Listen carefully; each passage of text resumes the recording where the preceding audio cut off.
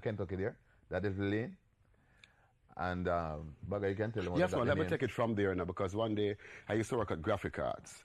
And Junior called me and said, boy, Bagger, I want to see you. So he came up and I said, what is all this about? I'm saying, want us to listen to them singing later.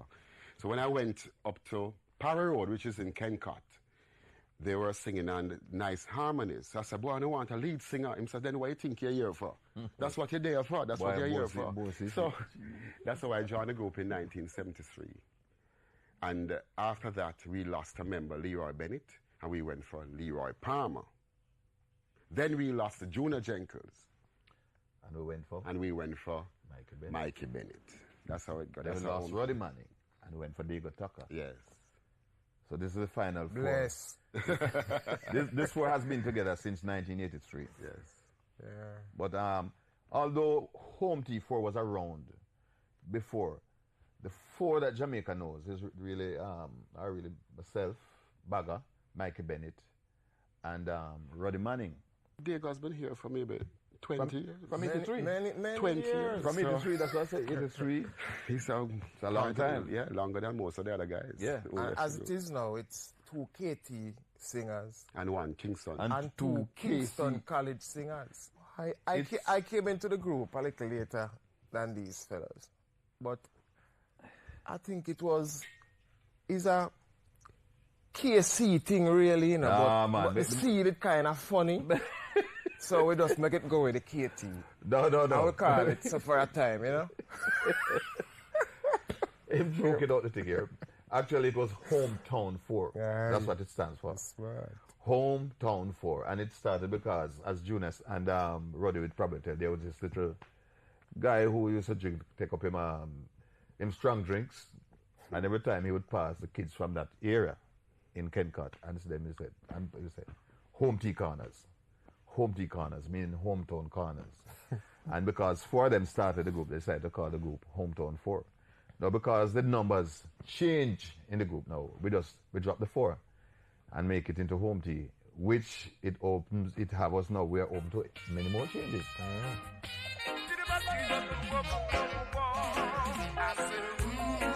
We're just strangers. Love each other. I'm so glad. Look what we discovered. Love is where you find it. Put your heart beside it. There is no rhyme or reason. It just comes and makes your week. Girl, you must believe in what your heart's feeling. Love is where you find it. Anywhere.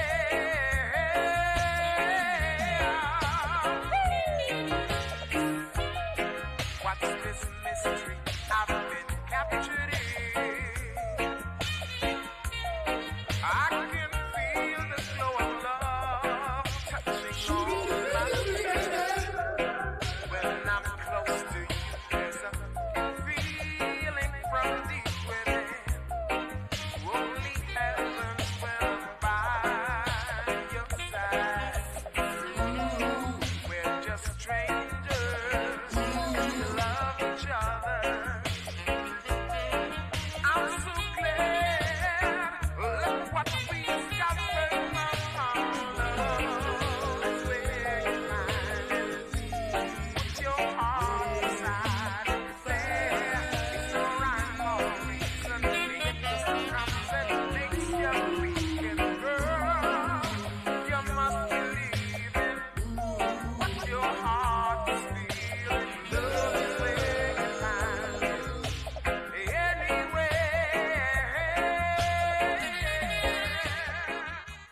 Carib? I think No, it was Bohemia. I don't think we have a tape of it too. Bohemia. Not a visual. A cassette Yes, recording. it was of a tape. It was our very first. And sometimes when I listen to it and I'm talking to the audience, I will hear, okay, ladies and gentlemen, from the far right, there is Leroy Powell. It's accounting. It was so, the timid was there, it was so. But it was great. It was Bohemia. As I told some kids that in our days, music meant being a hit singer or a performer then was just Carib on Easter Monday, Independence, or Christmas morning, or maybe New Year's Baga. And also Regal Theatre. And Regal. Too. And, you used to perform and State sometime and Palace in different show venues. It's not like now where the music, it means Europe, North America, Asia, Australia. You know, so it was a lot different then. To be frank, we brought the place down. Like, as the little people say, standing quotation. You know what I remember about that? We had our own band, you know. Oh yes. And Allah from Chalice was the leader for the band. Yeah. We had our own band, and so Tony, because what we Tony the what when we used to dance, the cut and everything, we used to dance to the cut and the syncopations and all those things. So we had to carry our band. And it was all right, you know, it was good. We felt good singing those harmonies. You know, it was well accepted, if I may say so. We had, you know, I mean, you would be apprehensive as your first performance, you know, but what I was mostly scared of was to dance and sing, because we used to do that. Well, it's not the same as standing and singing, you know. You don't want to make any mistakes, you know, and you know, you're afraid if you make a mistake, how it will look, and, you know, but everything went well the night, you know, and after that we were invited back to perform. Yeah, man, that's great. Full costume. Yeah, man. Right, Baga. Yes. We were stars at Bohemia. Full white. Full white. And we can remember the Tamlins, you know. And some tall the Mighty shoes Diamonds were there too. and some platform shoes, remember? White platform shoes. We used to do a lot of Temptations, cover a lot of Temptations. But after a while, we took the same attitude over into reggae. And we started to choreograph the reggae very early in our careers. And to a lot of people didn't like that either. Yeah. A lot of people used to say reggae is not a dance thing. Yeah. It is protest. It is not no dance business, and it's a Ras thing. And if you're in a Ras, you can't sing reggae. But you see, we used to hear that, you know. Yeah, but we felt that if you're going to sell the music to the people, you need to teach it. We felt at the time that we need to teach them how to dance it. That's why I really like the groups like TOK and Voicemail, because they are doing exactly what we were trying to do then, or what we did then.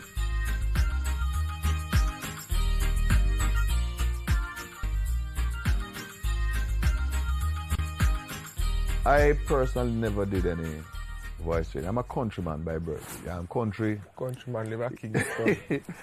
I've been living in Kingston since 19something like that. And but in the country, I don't know what it's about. Maybe it's the quietness. You know, it develops your hearing, you hear better. But I started singing pretty early in choirs at Black River Primary School. You know, so I've been performing probably on the stage with a choir from probably about age 10, 11. Well, I went to Open Bible Church in the 70s, and there was a Mr. McCoy who used to teach us voice. And he taught us how to express or use our diaphragm and to use our head singing and everything. And taught us how to use the exercises. Now, I must say this, that I saw Mr. McCoy recently, and he asked me, Bagger, did you use that exercise? I said, Mr. McCoy, you did not tell me I should. The only time you did tell me to use it out by Open Bible, but I have not used it for years. I've just started to use it, and it has made me a different person. So the thing is this now, it is very important to do the exercise, vocal exercise. And I did not know that from the 70s. I did not know that I should wake up and say my prayer, do my exercise, and eat my breakfast. I didn't know that. I'm knowing it now, and I'm telling Jamaica that if you want to sing, you have to do your exercises. Just like if you're an athlete, you have to go and train every evening. You have to do the exercise because it strengthens the muscles.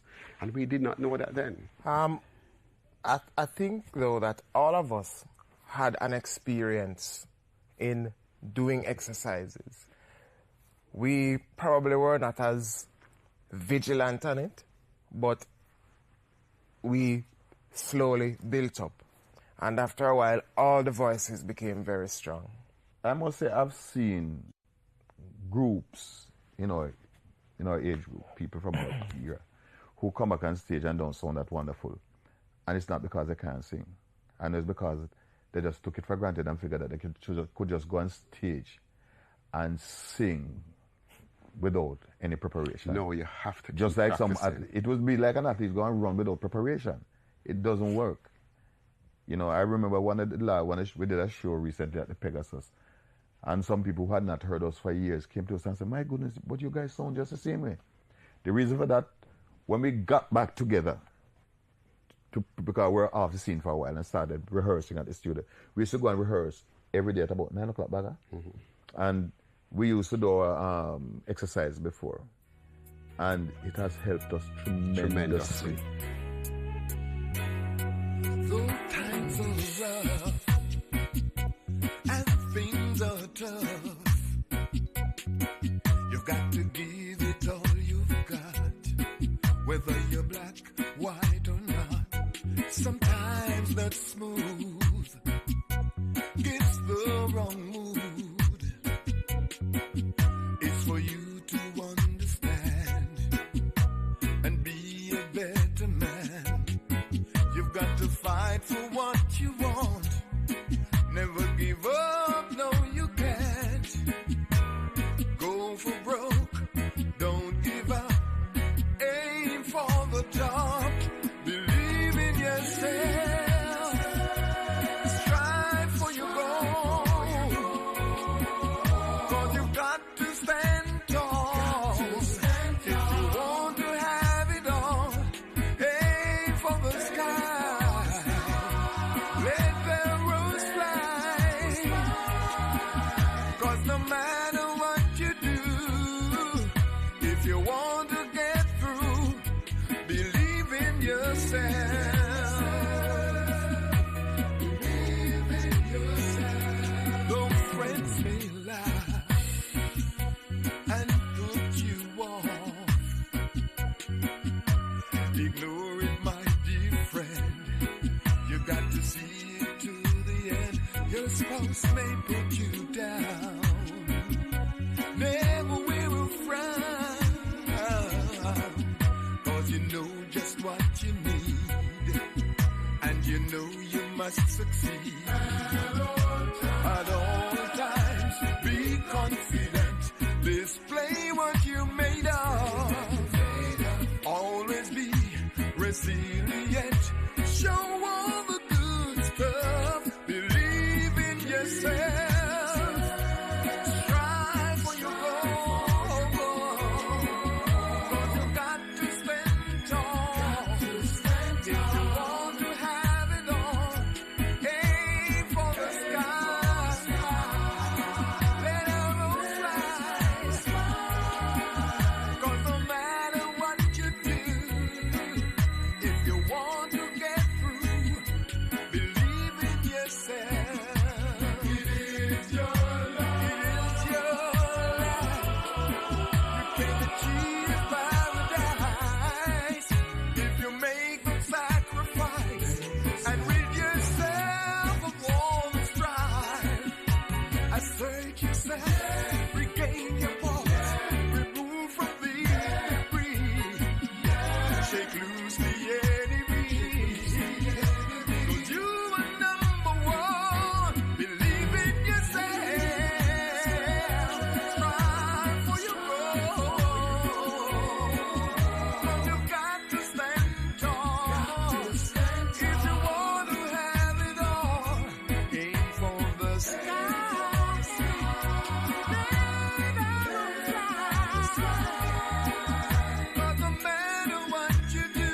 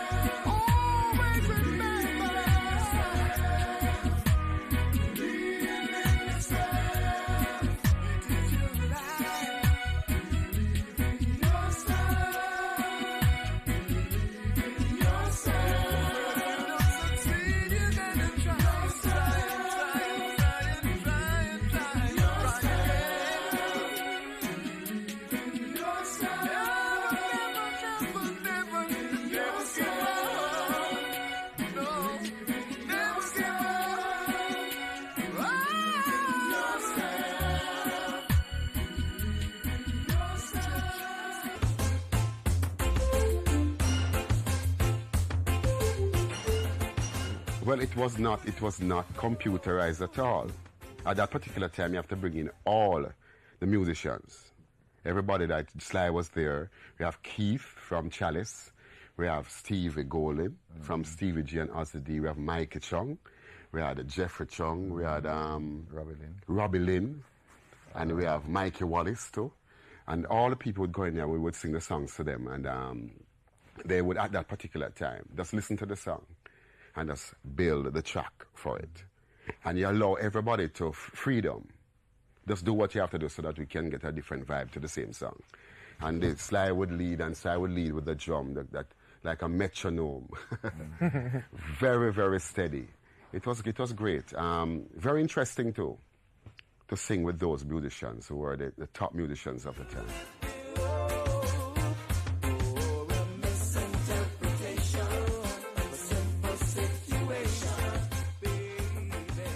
Sly and Robbie present Home Team. Home Team. That was produced by Sly and Robbie, right? And we did it down by Channel One, and we had a couple of covers. We had 2 covers on it. I think we'll be doing the 2 covers here today, and we had some original songs that we wrote because we always write our songs, you know. We had a song that was a hit in England. It wasn't really a big hit in Jamaica. Yeah, nobody knows it's in Jamaica, trust me. It climbed on the British charts one at a time. It was #1 for several weeks on the Black Echo charts over there. Which is a song. Ethnic chart. Yeah. Do you Not believe? the big chart. But it went over on the top 200 But chart. it is the top reggae chart in Britain. So when you top the Black Echo chart in Britain, you have done something well. And it is what, you know, I heard up to last night, I was watching an interview with Diamonds. They were talking about the difference of songs that we accept in Jamaica as against the songs that they accept in the United Kingdom. And it's the same thing because it was a very slow reggae. So, what do you call it? Slow rock. Lovers rock. Lovers rock. Very Reggae. haunting, you know. And, you know, I was surprised, you know, even David Radigan told me once that whenever he's having a session at the time and his session is dying, he just put it on and the dance floor full again. Rubber dub business. Yeah, so that album, that song did well on the album. The album played well, and it did well here in Jamaica and in Japan. I must tell you the truth. It is difficult to sing on the present rhythms. Some of those rhythms that the DJs talk on now. We prefer the slower stuff, you know. We prefer the one-drop thing because it's really difficult, and the music is not changing. It's difficult. It's hard to write a song on those things. But it can be done. We can do it. But no, you go on. But to go back to what the question you asked, one of the things why we were able to really adjust, I've said that to people a number of times. Growing up as a child, I can recall having gone to the different churches from the Poco to the Anglican.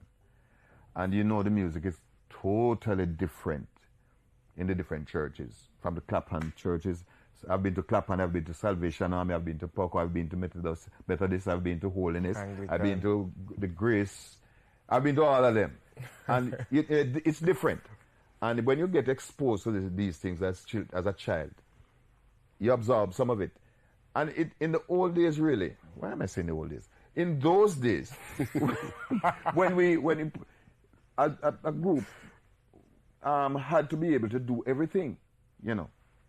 It's not like now when, right, Baga? Yes. It's not like now when people, when the singer, now that the singers just deal strict with reggae. And if you ask them to sing some things too, and I'm not saying it's all of them, some of them can't handle it. You know, they sound out of them depth. It's just that we, at the time, we were exposed to all of these things. In other words, I was saying to somebody up to last week that I remember, and I won't call the radio station, that it was only from 5 a.m. to 6 a.m. that Jamaican music was played on the radio. So then if you want to sing, if you want to do a show, you had to sing the other things that were available when you're performing. So a lot of time in the early days when we started doing shows, we used to sing a lot of slow songs and reggae songs, you know, a complete, I call it a variety show then, you know, a variety package. So because of that, we have learned to adapt to other rhythms. Yeah, man, and then you will bring in the musicians in the studio who's changing with the times too. You use a musician of the time, you know, so that your record will always sound like what is happening on the road, because any song can sound like what is happening. I remember too when we had introduced the synthesizer in the Stop Change. Remember, we were chastised for that. That's the first time the synthesizer was used. I'm shocked. Everybody's using the keyboard. It was Peter Ashburn. He had just returned with a synthesizer, and we liked the way it sounded. And we use it in one of our songs. And the producer told that was foolish. And they said, "Fool, why are you doing that?" And everybody's using the same keyboard now these days. You know, which you go back to what I'm saying. Sometimes some people are there to just set the stage for other people to come and pick it up and move with it. It was just your fate. And just have to deal with it and just move on. Don't worry about it. Oh no, no.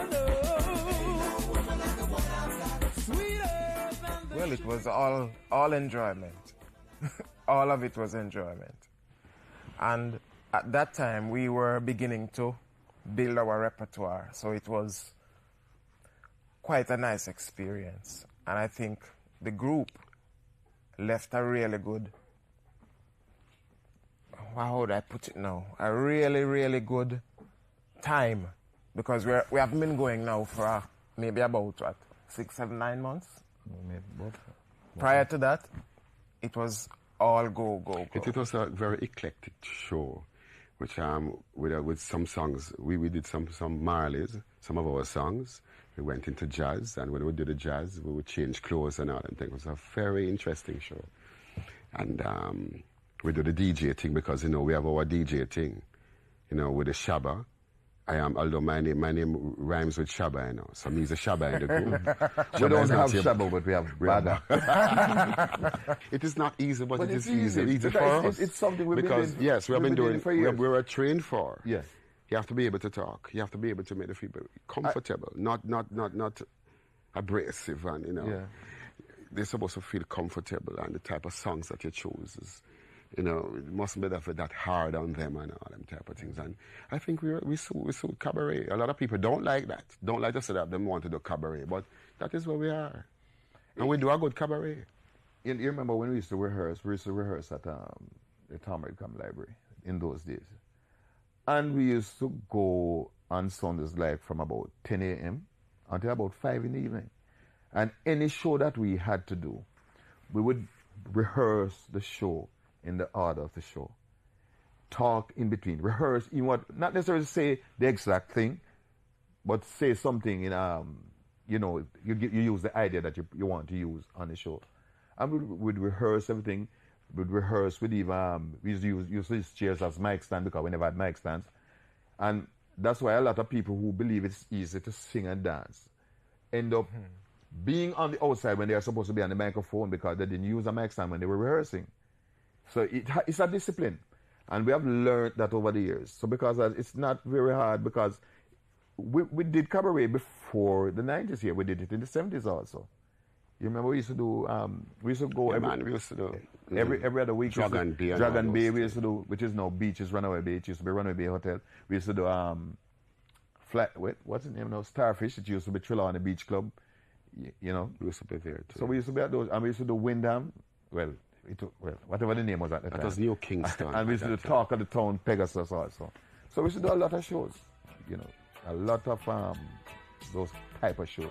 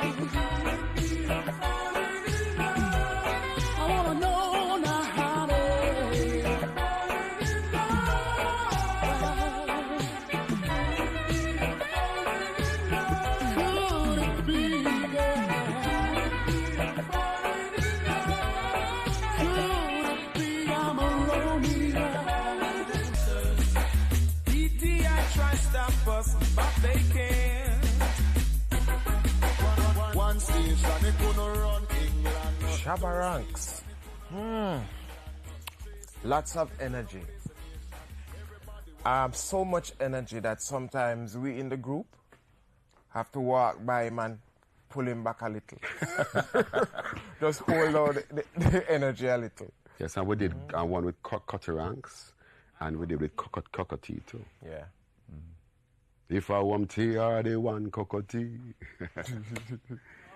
I'll tell you a little story about Shabba, and all of us actually. We were going to England, and Shabba was late. So I had to stay back to wait for Shabba to come to the airport. And by the time he came, the flight had gone. So I traveled with him and he with me the next day. And when we got to, I think we were going to the US at that time though. And myself and Shabba, we were walking down to get our luggage checked and so on. And they just pulled us out of the line and they took us to our room and they searched. Take off the jacket, shake it off, give it back to you. Shake off your shirt, give it back to you. And it was kind of clumsy, but in the long run, it never did anybody any harm. And Shabba was very happy after that. But I didn't like the search. But it's something that we just got used to after a time. And it went on very well. We went to England and we tore the place down. So why did they search? Why did they take you out of the line? Looks suspicious. Oh yeah. When after the search and we were leaving the area, I asked one of the examiners, why did you choose to search us? And he said, oh man, you might. He wear those baggy pants, we search him every day. So it came out with fun, you know, in the long run. Rasta know that time will tell, so we go south to hell and brave them well. Rasta know Cockatee. that time will tell. Very nice singer. Very nice person to perform with. But he can be miserable at times. Whatever that means. But He can be miserable at times if things not running so nice. But I enjoyed recording stuff with him.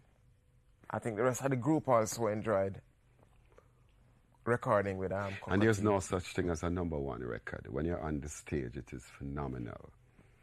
When you start, as a start, it is, you know, the uproar, it is the fervor, is fantastic. We miss the days, but just have to handle it, you know, it happens, you know.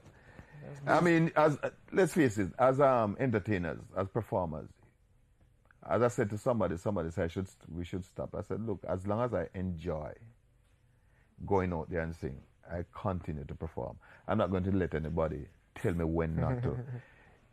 And that's why I keep training and doing the exercises, because I know if I don't train it, I lose it.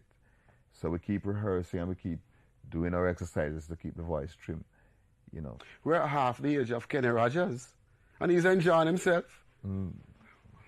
So that means Kenny Rogers is 150.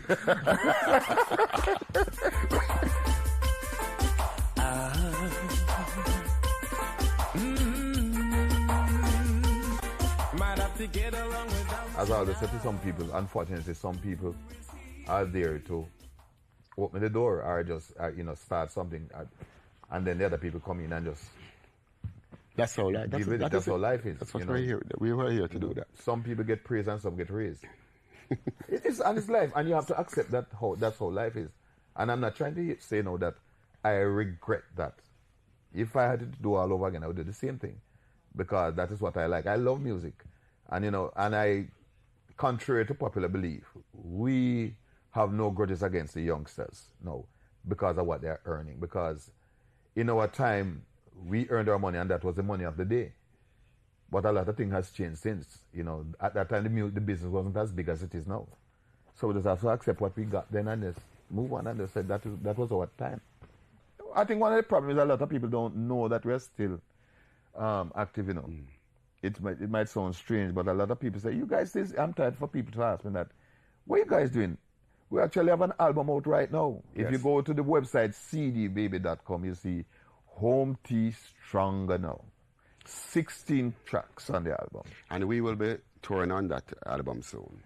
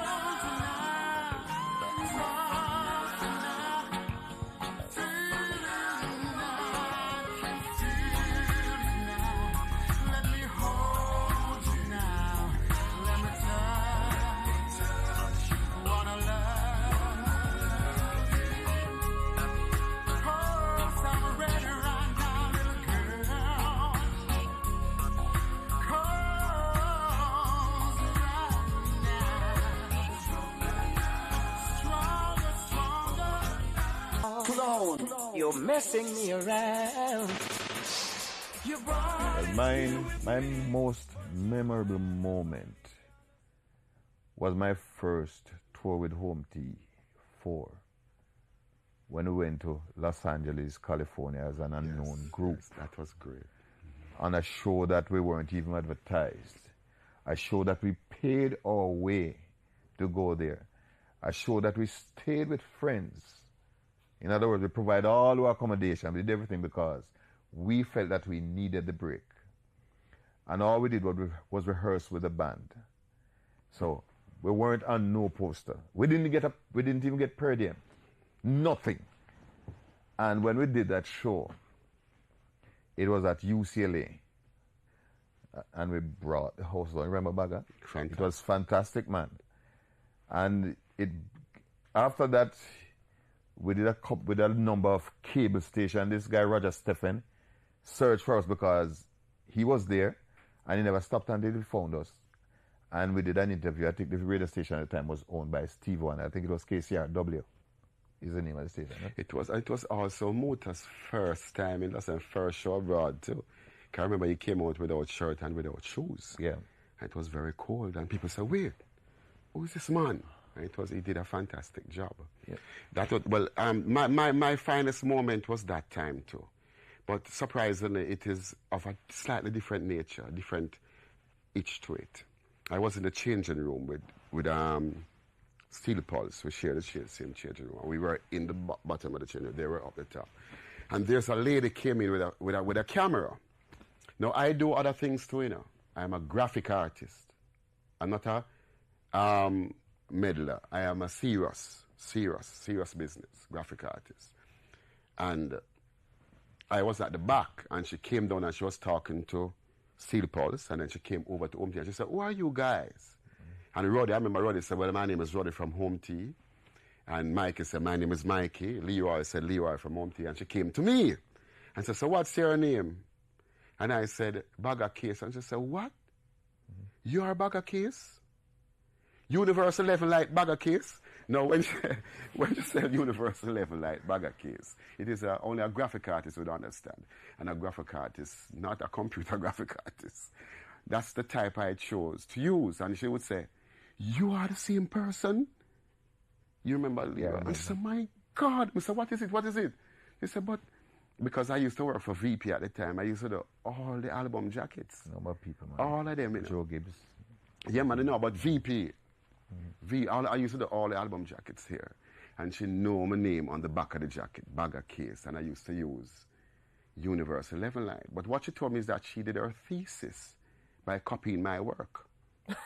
She did her thesis. And she works with, she's a big graphic artist in Hollywood now. Donna Khan is a big graphic artist in Hollywood now, who did some great work. So that was my finest moment because I felt good. It was not only the singing, but it was also my other half for me. Yes? My most memorable moment. Oh boy, I've had so many memorable moments. It's hard to pick out. In Home Tea. Yeah. No, serious. That's serious too. I have had a whole heap of fun with Home Tea. I have enjoyed singing with these guys. We help each other. We don't let things pass without. If Leroy made a mistake, one of us will say, Lee, boom, boom, boom. And similarly, if I made a mistake, Bagger would, so we watch each other. We try and inspire each other. And we just really want to get some very serious breaks now and start to climb that ladder again. So I think friendship is what has kept the group together. Well, I always think that we were born to sing, like we're like a group soul, soul, I think we were born to sing. When the voices come together, it is so, to me, it is beautiful. I think there's also a kind of like-mindedness in a group to really keep it gel. Not like I am so strange about something that Leroy likes so that I can't even talk to him. We don't have those kind of problems. So it's like a family, really. The going is rough, it's gonna get rougher. The going is tough, it's gonna get tougher. I think the time that we stopped performing, I left about 10 years, and that is a problem. Should never stop performing with Home Tea at that time. Well, for me, and I'm very serious about this, if I could change anything, it's to born later. That we could earn some of these monies that is being, I'm not joking, that is being paid these days. Because then we'll be more comfortable than we are today. Although we have walked with kings and dined with queens, But as it's like to say in Jamaica, when I say thanks, you can take thanks to the supermarket. So we'd love to have some of that also, just like anyone. Although we don't begrudge it, the youngsters. Diego, what would you change? I don't have much to change, actually. I have a wife that I love very much. She's perfect. Wow. I have 2 kids, as I told you before. My daughter, dogs, music. I can't complain, really. Okay. I would love to be a little more affluent with the dollars, but but we can do without that. You know, it's not like we are dying. You know. Yeah, right. I agree. So just thank God for everything. You know. Yeah, man. I don't think I said to somebody up yesterday that I would never change what I did. If I had to do it all over again, I would sing. Probably start singing even earlier. Don't need no tablecloth. I begin hey, I have a girlfriend. Surname is Ramsaram. And when she feed me, have to eat as much as I can. Night and day, she's at the table. Fruit, meat, fish, and vegetable. Orange is special at the navel. Fresh green chocho, I'm a staple. Lord, she say, sleep on the something to with you want. Something's true, you know you love it. And you never can refuse it. Sleep on the something to with you want. Something's true, you know you love it. And you never can refuse it. She have a safe sack where she store up her food. Open the dresser, you see her ingredients. Check it out, see what in there. You see her ripe tomato and a fresh vegetable. Sometimes pumpkin she go on. All fruit right, you have to eat it. Lord, she say, sleep on the something to with the something's true, you know you love it. And you never can refuse it. Sleep on the something to with the something's true, you know you love it. And you never can refuse it.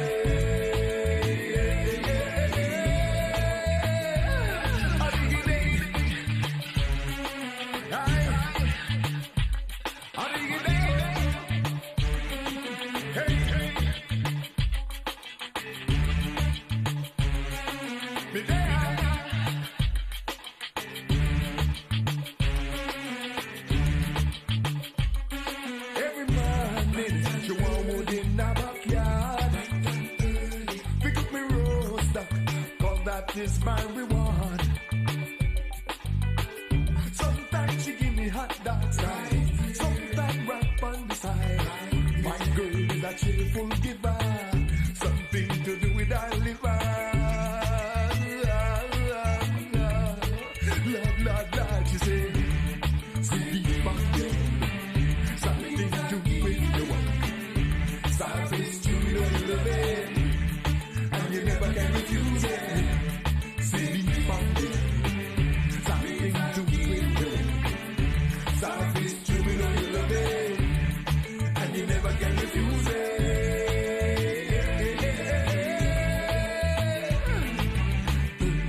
Sleep on the table. Something to do with the one. Savage, you know you love it, and you never can refuse it. Sleep on it, something to with you. Savage, you know you love it, and you never can refuse it. Sleep on it, something to with you. Savage, you know you love it, and you never can refuse it. Sleep on the table, something to with you. It's to the youth, you know. Now, singing is a very lucrative business. You can make money out of it. There are different areas that you can make money.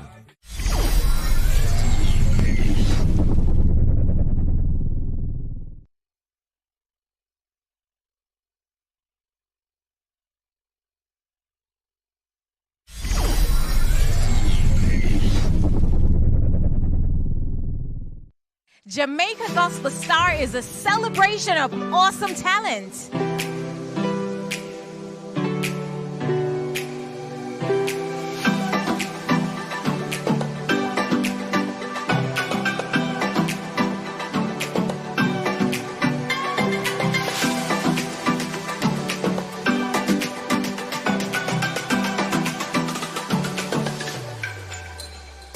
And it's on right now.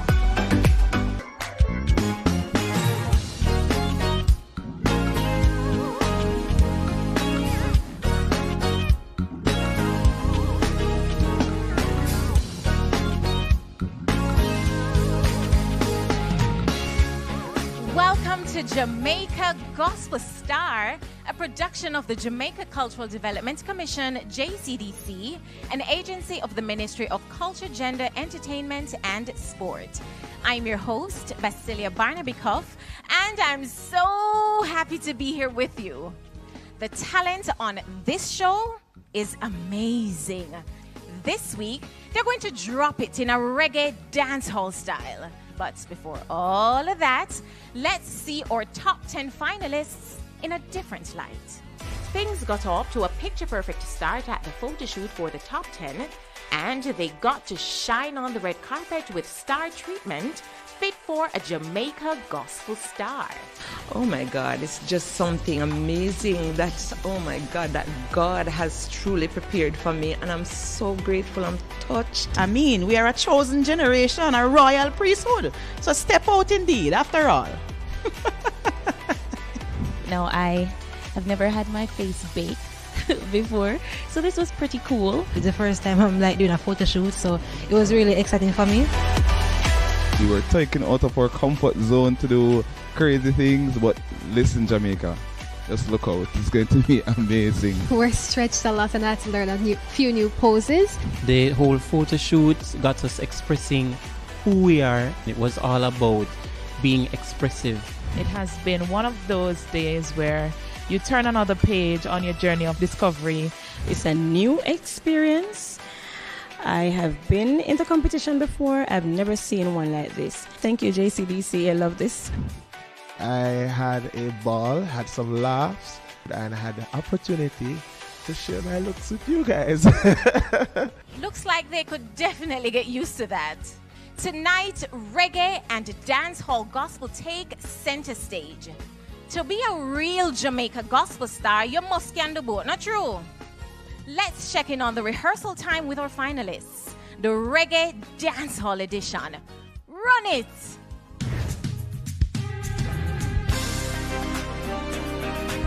Rehearsals today was a bit challenging, but if at first you don't succeed, dust yourself off and try again. Rehearsal today was pumped. It was hype. I am warmed up. I'm ready to go. And the song is all about fighting, and I'm ready to go. I can imagine. I can't wait for the actual performance. First of all, there was a challenge, but being myself is key, and I just want to work towards that, even going forward. Just me, Miriam. As usual, first rehearsals are always sticky for me. But I believe for the second rehearsal I should be ready to go. So let's see what happens next. I felt as if I was in my comfort zone. I feel as if for the next show is going to be a bomb because I'm just ready to just explode. Reggae dance or gospel week. Let me tell you, there's no singing in this. You're not, melodious, nothing. You hear me as preach the word of God through reggae dancers.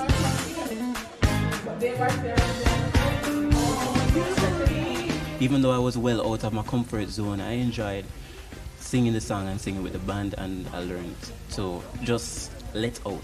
So today's rehearsal was really nice. I'm out of my shell. It's reggae night. It was a little less tedious than other days. And of course, it is kind of expanding me to come out of the box a little bit. So I go reggae jam down it up. Yeah. I was really out of my comfort zone. I can't believe I'm even doing a song like that, but I am.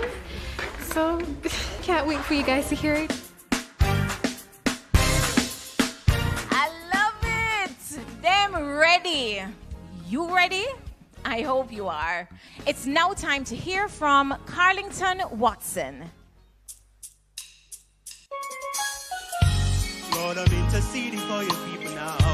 Lord, I'm crying out for all the people now. Lord, I'm bawling out for all the people, so just listen to my cry. Long, long time we not have no nice time. The police and the thugs them lock the city at night time. And every evening when we turn to prime time, see prophecy fulfilling cause we know this an end time.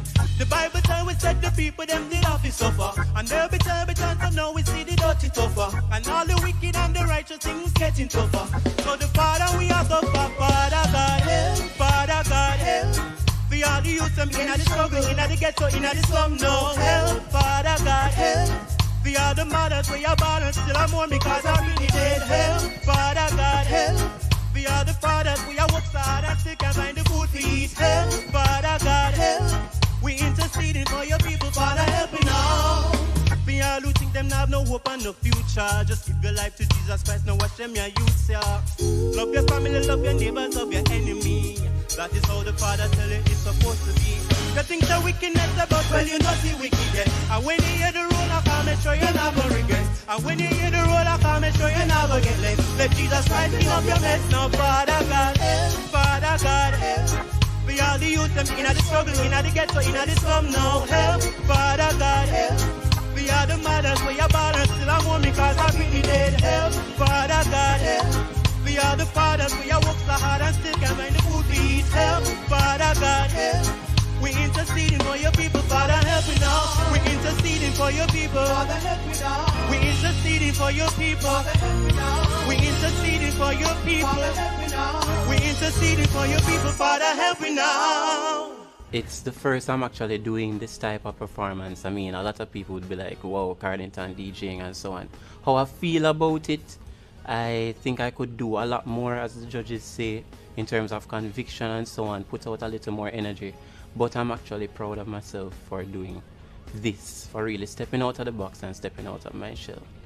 I don't know about you, but I'm feeling the reggae dancehall vibe already. We have more niceness in store. And to the next finalist is Ornella. For we were made more than conquerors through him that loved us. I too was rejected, persecuted and abandoned. I never thought my life would last so long. It seemed all hope was gone. But then the Father of creation spoke. He said, I'm with you, my child. So go through your fire, go through your flood. I'm gonna bless you all your life. Smiling, please don't tear me down when you see my blessing. Please don't tear me down. It was through my trials, yeah, I came out more than conqueror through Jesus, yeah. When you see me smiling, please don't tear me down. When you see my blessings, please don't tear me down. It was through my trial, yeah, I came out more than conqueror through Jesus, yeah. I am more than a conqueror. I am more than a conqueror through Christ who loved me, through him who called me. Say, he loved me. He is my shield. He is my buckler. And he has made me a conqueror through Jesus.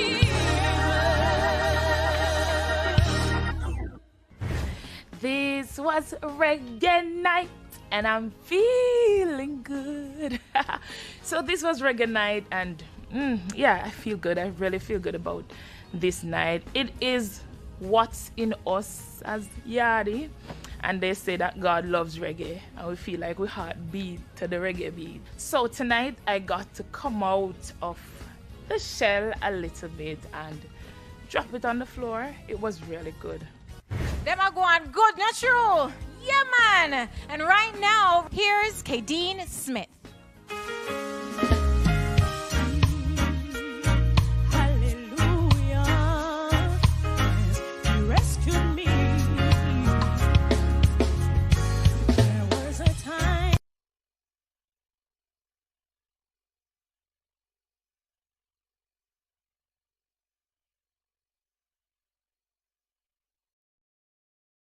I couldn't take it no longer. Oh no. But then a good friend of mine said to me, why don't you try Jesus? Jesus.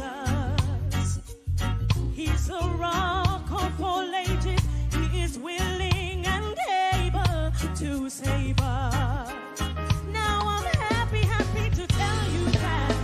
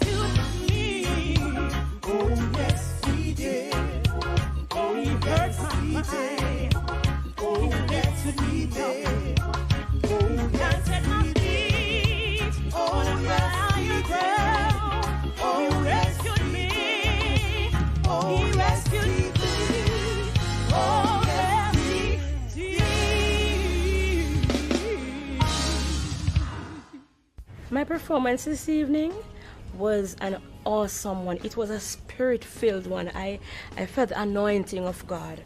And, you know, He Saw My Need is a song that I have come to love.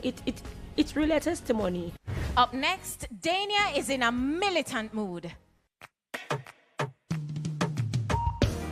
You can imagine if me and Jesus did a par in a them days, yeah? You think a long sword would have? I would have a Mac 11 we go benge benge. Word me and declare me and no fenke fenke. Me Bible would have bust like a real bazooka. Professional me reach me and no prento. I would have a Mac 11 we go benge benge. Word me and declare me and no fenke fenke. Me Bible would have bust like a real bazooka. Professional me reach me and no prento. Me not talk to the saints we are no soldier type. If you love the word you have to be willing to fight. Arm up yourself and put the Bible on your side. Grace will protect you if you're willing to fight.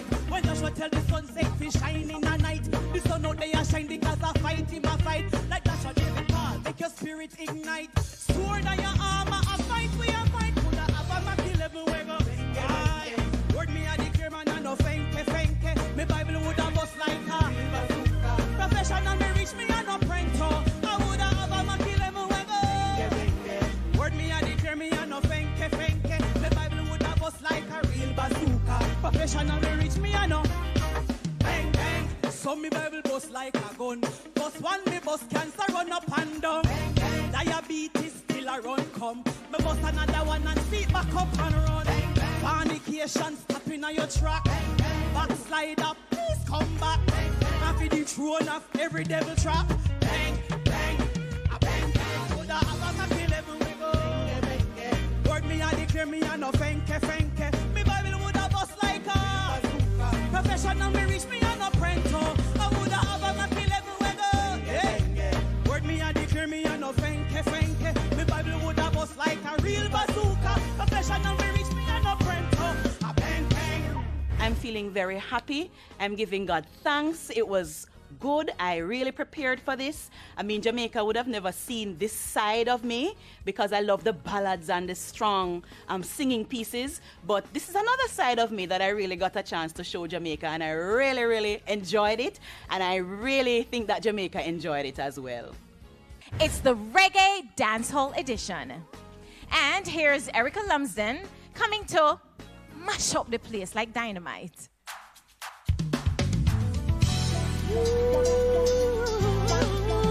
Yeah, yeah,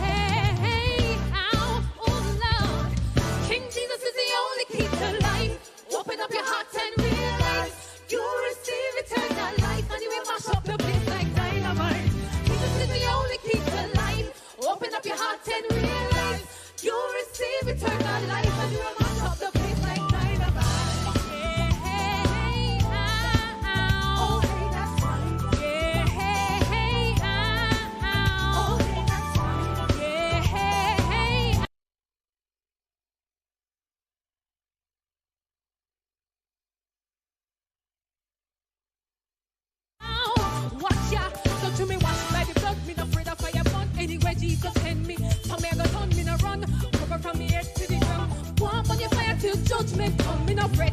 Anytime I hear about death, come me well done. Most of me talk about the price you wear. Me well resurrect the king, yeah, me not the book, so me can't get rejected. Only key to life, open up your heart and realize, receive eternal life, and we mash up the place like dynamite. Jesus is the only key to life.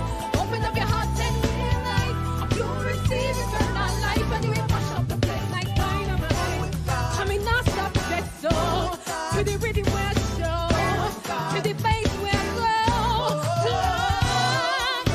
I mean, not stop that so to the rhythm where I show. So we gotta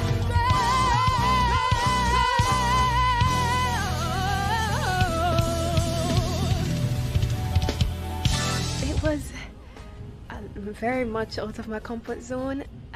I don't think it was my best performance, but it was still good. I tried my best to perform and give a lot of attitude because it's dancehall, that's the genre. But it went okay to me. It was just okay. I know you've been waiting to see her. Malika James is next.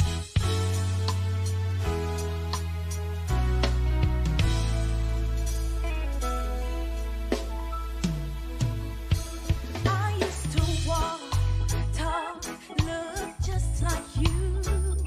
I knew where to run before trouble came. Always kept praying.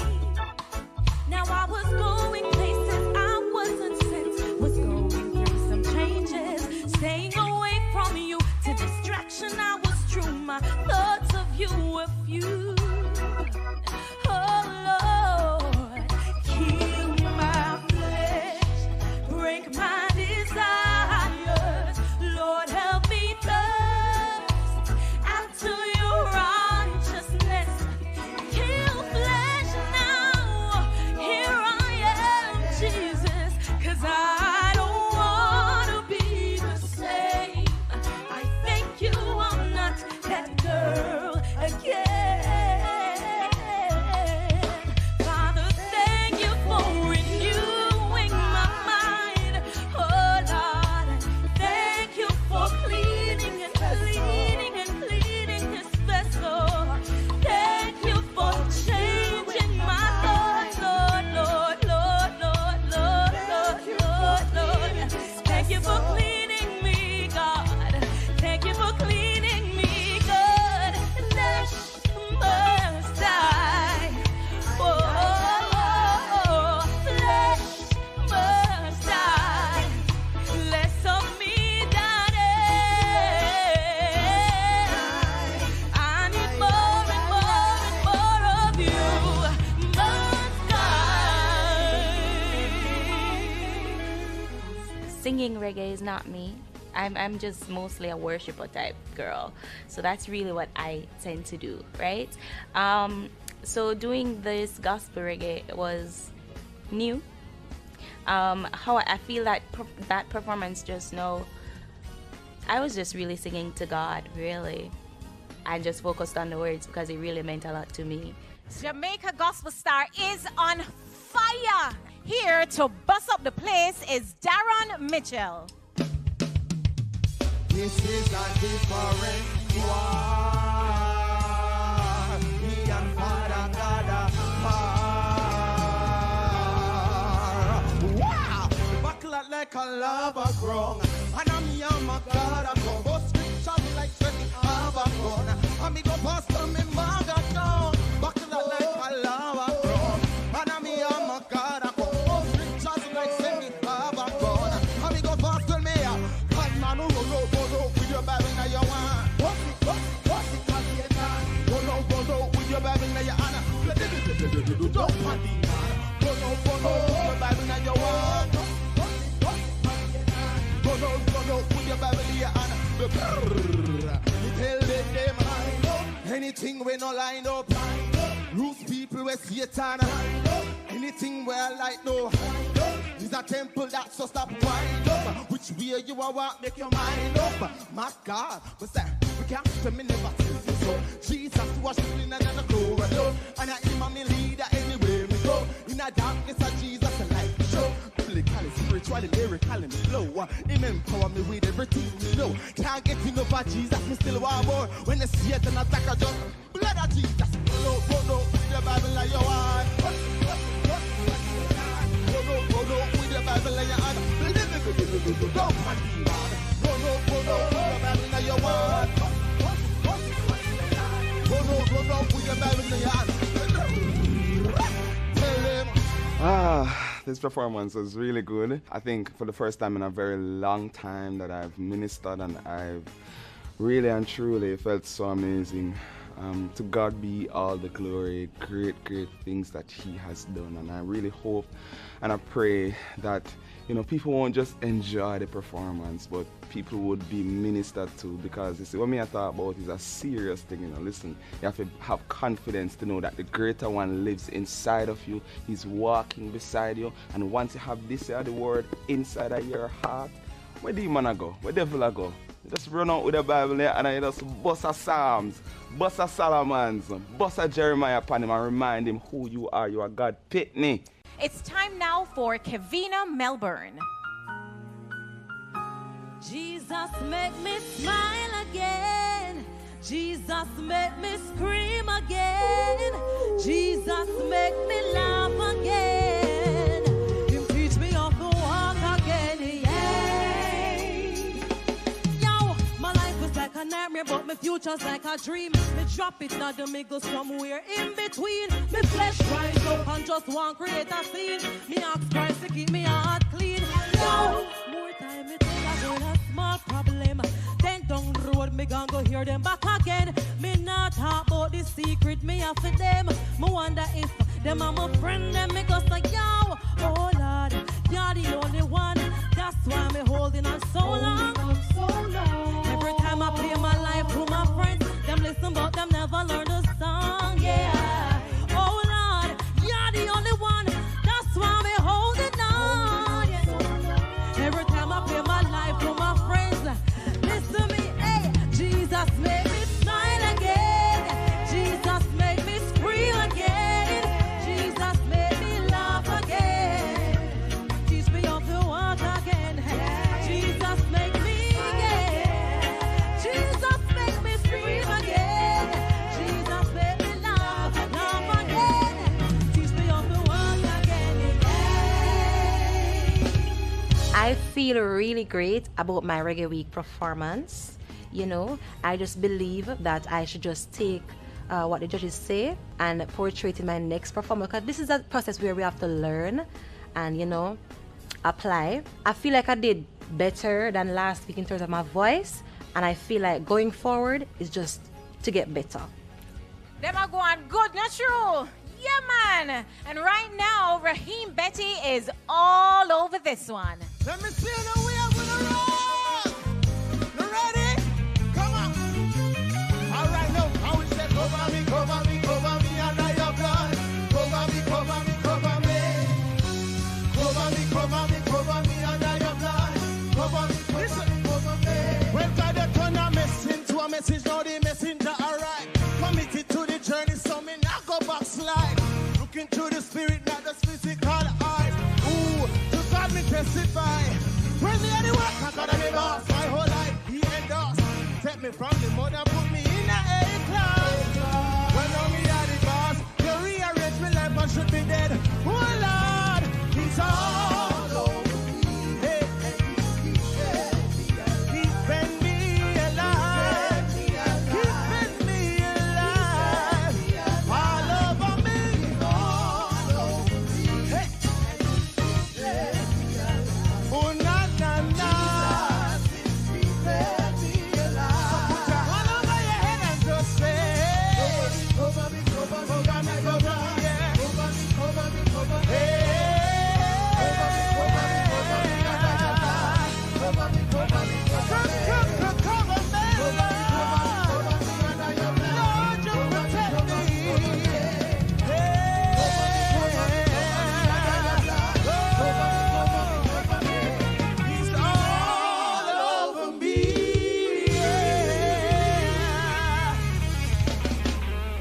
This performance, for those who know who I am, you know that I am not a DJ or a reggae person.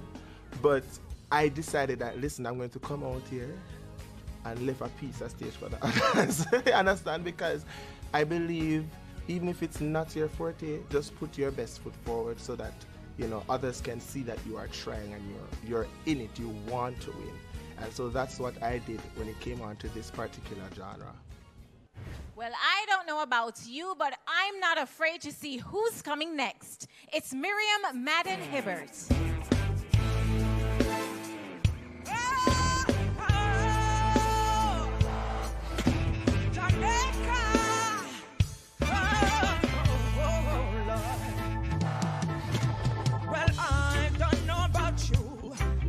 Afraid, no, my shepherd, he walks beside me all the way. I will not fear, no, no, no, God is there. Hey, Lord, well, I don't know about you, I'm not afraid. I saw goodness on my left, mercy upon my right, well, it's to protect me so I don't have to fight. Praise as my weapon, prayer as my shield. I'm a dangerous like we go fight the battlefield. To the warrior say, whoa, darkness disappear. There is no man religious, so the real life appear. Even weapons are the right, my heart to their surprise. Angels watching go from there. Well, I don't know about you, I am not afraid. My shepherd, he walks beside me all the way. He never failed me yet. I will not fear. No, no, no. God is there, always by my side. Well, I don't know about you. I'm not afraid, not afraid, not afraid, not afraid. Well, the performance for me just now, they said that it was the best performance for the night, of which I'm very surprised. And I just figure to myself, it's not me, you know, it must be God. I had a blast, and I'm sure that you did too. I am Basilia Barnaby Cuff. Thank you for watching Jamaica Gospel Star.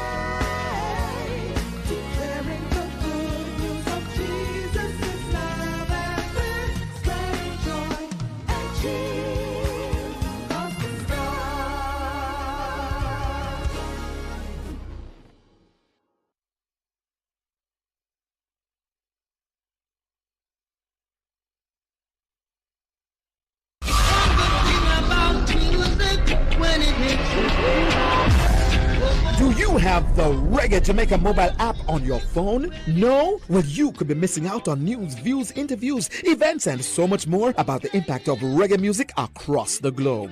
Information at your fingertips about Reggae Month and other exciting reggae events. That's the Reggae Jamaica mobile app, now available in the Apple or the Google Play Store. Get it now! Everybody wanna feel.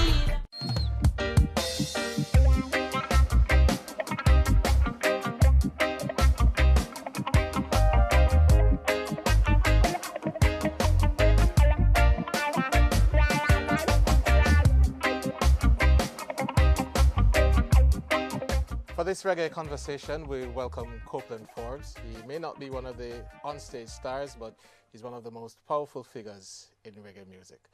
Mr. Forbes, thank you for joining us. Thanks for having me. How would you describe your role in reggae? Oh, Jesus Kingdom. I think I wear at least 10 to 12 caps, you know, in the business, you know, from a tour manager, a road manager, a tour organizer, personal assistant, a publisher, a booking agent. I could go on and on. Right. You know, but the greatest thing about it is that I entered the business from a young stage in 1962, right, with our group named the Harmony Cats. You know, and we started from there performing on TADP and all those shows and things, and I worked my way up in every different angle. when I joined the Peter Tosh aggregation, I didn't join it as a manager or a road manager. I joined it as his personal assistant. And that was a very delicate role, you know, because you have to be close to the artist all the time. Right. You mentioned you mentioned it a while ago. You're celebrating a very important anniversary this year. Yes, this 60 year is my 60th anniversary. You know, it's funny, I came in the business the same time Jamaica got its independence. And if you can remember that big thing in London, when we celebrated our 50th year, we had a 2-week concert at the London O2. And I was the one that actually put it together along with Rob Hallett from AEG to celebrate Jamaica's 50th. So we have something like that planning to celebrate Jamaica's 60th. Right. So you mentioned your role in the business side as the manager, tour manager, the organizer. But there was a time when you were a performer. I actually started out doing that first, you know, by in the Harmonic Cats, and then I formed. So you were a singer and music and dancer too. Right. Right. Dancing is where you got your first big break. Exactly. And we had a group named the Coasters. We entered the festival competition in 1970, and we won. And then I migrated to the United States and started to expand on that till I ended up touring with Johnny Nash, who was called the King of Reggae. Then, you know, appeared on Soul Train and all the major TV channels promoting reggae, because people didn't know what was reggae. They knew reggae via Johnny Nash as a black American. He was covering songs from Jamaica and Jamaican artists, Bob and Ernest Smith, and that's where people were just gluing to reggae then. But that time you were teaching them how to dance. Yes, you know, when we went on Soul Train, matter of fact, we did 21 shows in 1 week at the Apollo. Sly can tell you, because he was a 14-year-old drummer with a band named Skin, Flesh and Bones with Lloyd Parks and them, and they came up to New York to work on the show and back the rest of the artists. And we did 21 shows at the Apollo in 1 week, 3 shows per day, 7 days a week. And while we were at the Apollo performing, Don Cornelius and the vice president of black music in CBS, Logan Westbrook, came over to the Apollo because they want to promote this music reggae, and nobody knew who they could call. They said, this show is happening at the Apollo. And we were there, and they came and they sat and they watched us. And when the second show was finished, you know, these people came backstage. I recognized Don Cornelius because Soul Train was the most popular black show in America at the time.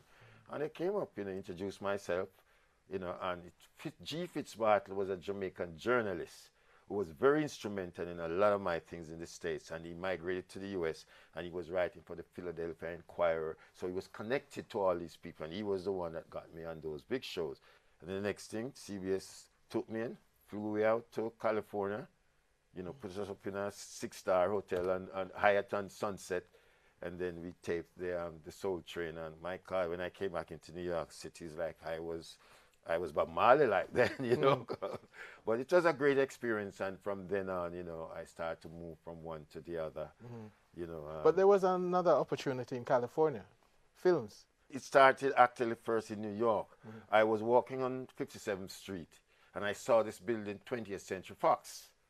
And I said, wow. So some of my friends, we all went inside looking at pictures and dancing around, and a guy came to me and said, where you guys from? You heard the accent, you know. So we were from the Caribbean. We're from Jamaica, you know, El Belafonte, you know, those are the names you have to call, because that's 1970.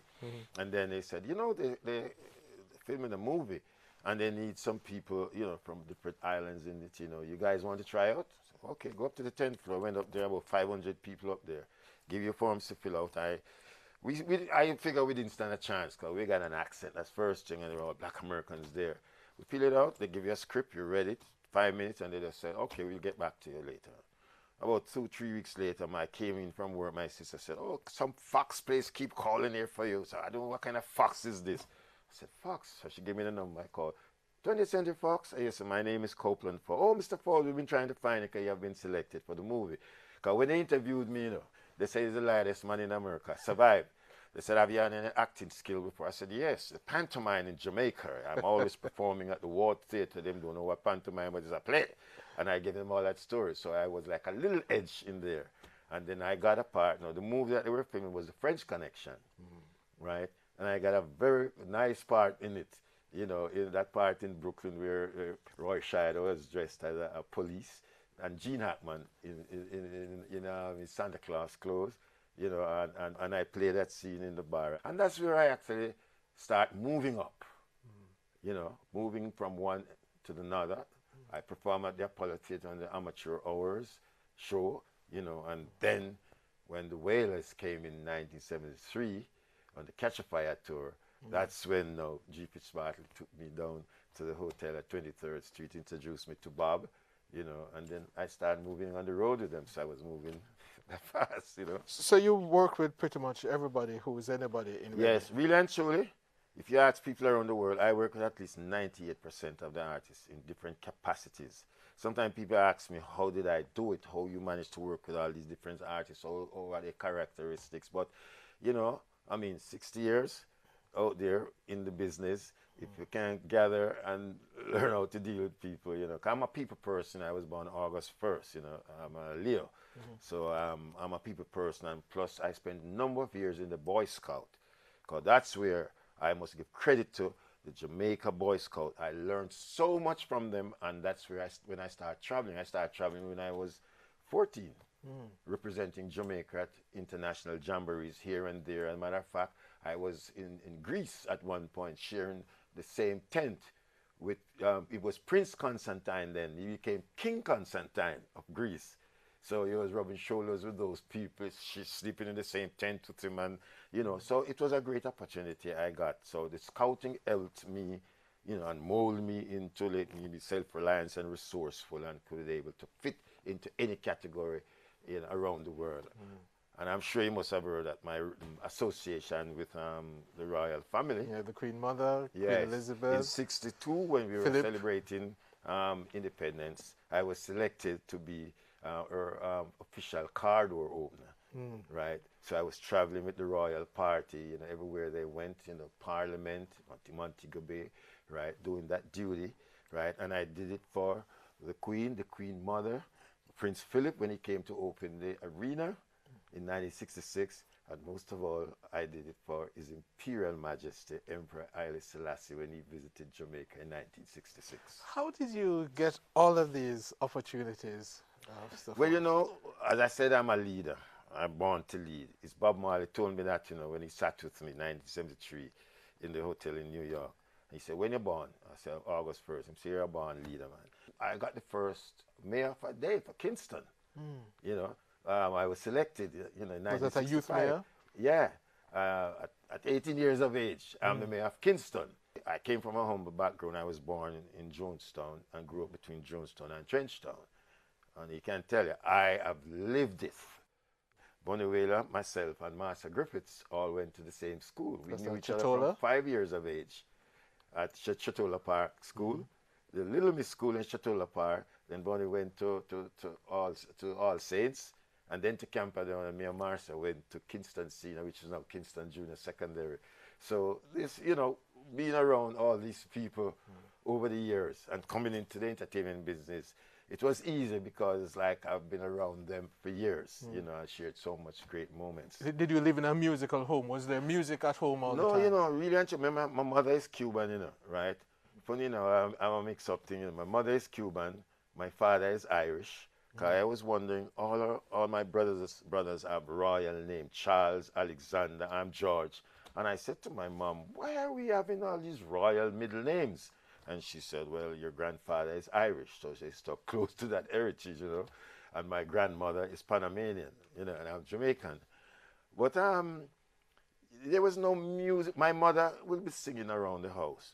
But I think I was cut out from music because I loved it. Matter of fact, I love music and I loved movements. And that's why I like groups with movements. I was attracted. The Temptations is what got me glued to it, and James Brown, you know, because our group, the Coasters, idolized those groups, and we were doing that kind of stuff, you know, on stage, you know. So it was a great help for me. I tried out being a musician, because my brother-in-law, Ron Wilson, he blows the trombone, and I have another brother-in-law who's a singer, and I wanted to be in the music so bad, and I started learning the trombone, and then somebody told my mother that I'm doing something that's going to give me heart problem. I'm going to get big. So my mother stopped me. And then I decided I'm going to learn the bass. And I started learning the bass. But I used to suck finger. Some things used to come up on the finger here. And I couldn't suck my finger no more. You know, because those days people play the bass like this. Just recently people started playing like this. So I couldn't do that, you know. I started the drum because I was associated with the Mighty Vikings band, you know. And I used to pray that the drummer get drunk at night. Because when the drummer not feeling, when the band leader, Desmond Miles, would say, sit around the drum. And I would get my little thing there and practice and thing and so on. So with all of that, it helped me, you know, to become into the musician. Right. And when I used to suffer from cramps in my leg. So I realized the drum wasn't for me because I couldn't know if I should use my instep or my heel on the kick. So I was getting cramps. And then I decided that, you know, I'm going to leave that. I'm going into sports. So I started learning fencing with Victor Sampson and thing at Holborn Studio. Ah. So I would start attending fencing class, doing my thing and so on. And somebody told my mother that I'm going to learn sword fight, to fight with sword. And I was there working out with Victor Sampson, and I feel somebody hold him in my waist. My mother walked from Jonestown all the way to Holborn Studio and grabbed me in my waist and pulled me straight back to Jonestown, so me learning sword fight. And I said, it's fencing. Which fence? I don't see no fence. Where you can learn to jump fence or what? You know, so it was a great, humble beginning that I think I was cut out to be in music. I'm fascinated by the stories of your mother and the impact that she had on you growing up. Yes, we are 12 in the family, 12 children, and my father wasn't really at home.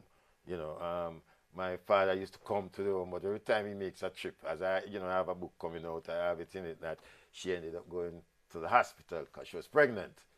Well, my mother used to go to the hospital almost yearly. Every time she leaving, they said, okay, Mrs. Forbes, see you next year. And she was back. So we had 12 children, you know, 7 boys and 5 girls, you know, and the family was together, love, and she worked hard. When I said hard, sometimes she was doing 3 jobs to feed 12 children. My father just come in and he's gone, come and he's gone. You know, and I remember when I had to go overseas, 96 to 1, you know, she was the one that worked to get me the money to help with the fare to go, you know, and she concentrated on me. And the great thing about it, that I became a symbol for the area I lived in Jonestown. I was born at 5 Poyat Street. So a lot of youths in the area became Boy Scouts. And then when I moved to Trenchtown, really the ghost town, where it's dirt road, you know, I motivated quite a lot of youths in the area too, from Greenwich Street to 7th Street. And a lot of them became Boy Scouts, right? And we started to move from there. So she was very influential in my life. That's why my book, Reggae My Life, I dedicated it to her. Because with her motivation and what she saw in me. First time I was going to the United States, 1967, to represent Jamaica at a Boy Scout Jamboree, right? She worked hard and get the money, give me so I could go, you know, and she saw that, you know, I have the leadership quality in me, you know, and I appreciated that much. And Lillian Forbes, I will never forget you.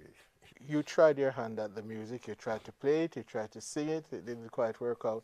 How did you get into the business side of it, where you're managing artists, leading them, organizing shows across the world? Well, I tell you something, it really started, I have to give credit to a man named Winston, the late Winston Chinkwi, who was the manager of a band named the Mighty Vikings. I was a member of the Mighty Vikings fan club. We used to have meetings regularly at a club named Sombrero. And I hung around him because they owned the Jamaica Commercial Institute at Duke Street. I hung around him a lot, and I saw how he handled the management side of it, you know, and how he dealt with everything. And I learned a lot from him because I have a soft heart, you know, and sometimes I see him get mean and strong, but I realize that, you know, you have to be mean and strong sometime. And he said something to me that I'll never forget. He said, listen, Copeland, I'm going to tell you this. You see, in life, sometimes you have to be selfish to be successful. And I said, what you mean? There are times when you have to concentrate on you and what's best for you and what suits you and not just everybody else, because you can't please everybody. You have to please yourself. And he was the one that molded me into being a leader, a manager. And then I started out really first. The first group I managed was the Mighty Diamonds, when they were hot in the 70s. And they were signed to Virgin Records, you know, and then I came down to Jamaica. I knew them because some of them was in the Boy Scout with me. Tabby was at All Saints, and the rest lived in Trenchtown, you know. So I knew them, so it was good at the time. And I took over their management. We went on the first tour in England. You know, that's when I met Richard Branson. He was a little 21-year-old boy, very calm. He just ride a little scooter to work in slippers, not knowing this man would have been involved into who he is today. And he took care of us. I took a band named the Revolutionaries from Channel 1 with Sly and Ansel Collins, Lloyd Parks, you know, Gitsy. And we went off to England and we toured the UK and toured down the place. It was unbelievable, you know. One thing I was going to say is that I'll never forget that tour. They put us on a rock festival named Reading, and we were reggae. We had U-Roy as the opening act. And when we started, I've never seen so much eggs and tomato throw. The people started to pelt us, tomatoes flying through the air. You know, I had to be a good thing. I watched American football or the wide receiver them move. I was running from one side of the stage to the other to try to catch tomatoes, you know. And Sly, everybody wanted to come out, and Sly said, no, we're going forward. We're going to hit them with music. And we kept going, and the people them throwing eggs and tomatoes, same way. I would keep going and just dodging them, that thing. And after a good while, them stopped. And then them started to throw. Those on the right started throwing to those on the left, and those on the left throwing on the right. So it was like this, until finally they just stopped, and everybody started to rock to the music and so on. So, and I said to Richard Branson, we got back to London, Richard, why you put us on that festival? The guy named Johnny Rotten from the Sex Pistols was the headliner. So you know the kind of crowd that's coming there, you know, people chop off their clothes on the stage and do all kind of thing. And we were there, he said, oh, we want you to cross you over into the rock audience because those are the people who love reggae music and grab to reggae music. So it was a great experience right there. And then I started doing the management. Yeah, it sounded like a hostile reception to reggae. Was that normal in the early days? In the early stage, really, the white folks were the ones that grabbed onto it early, you know.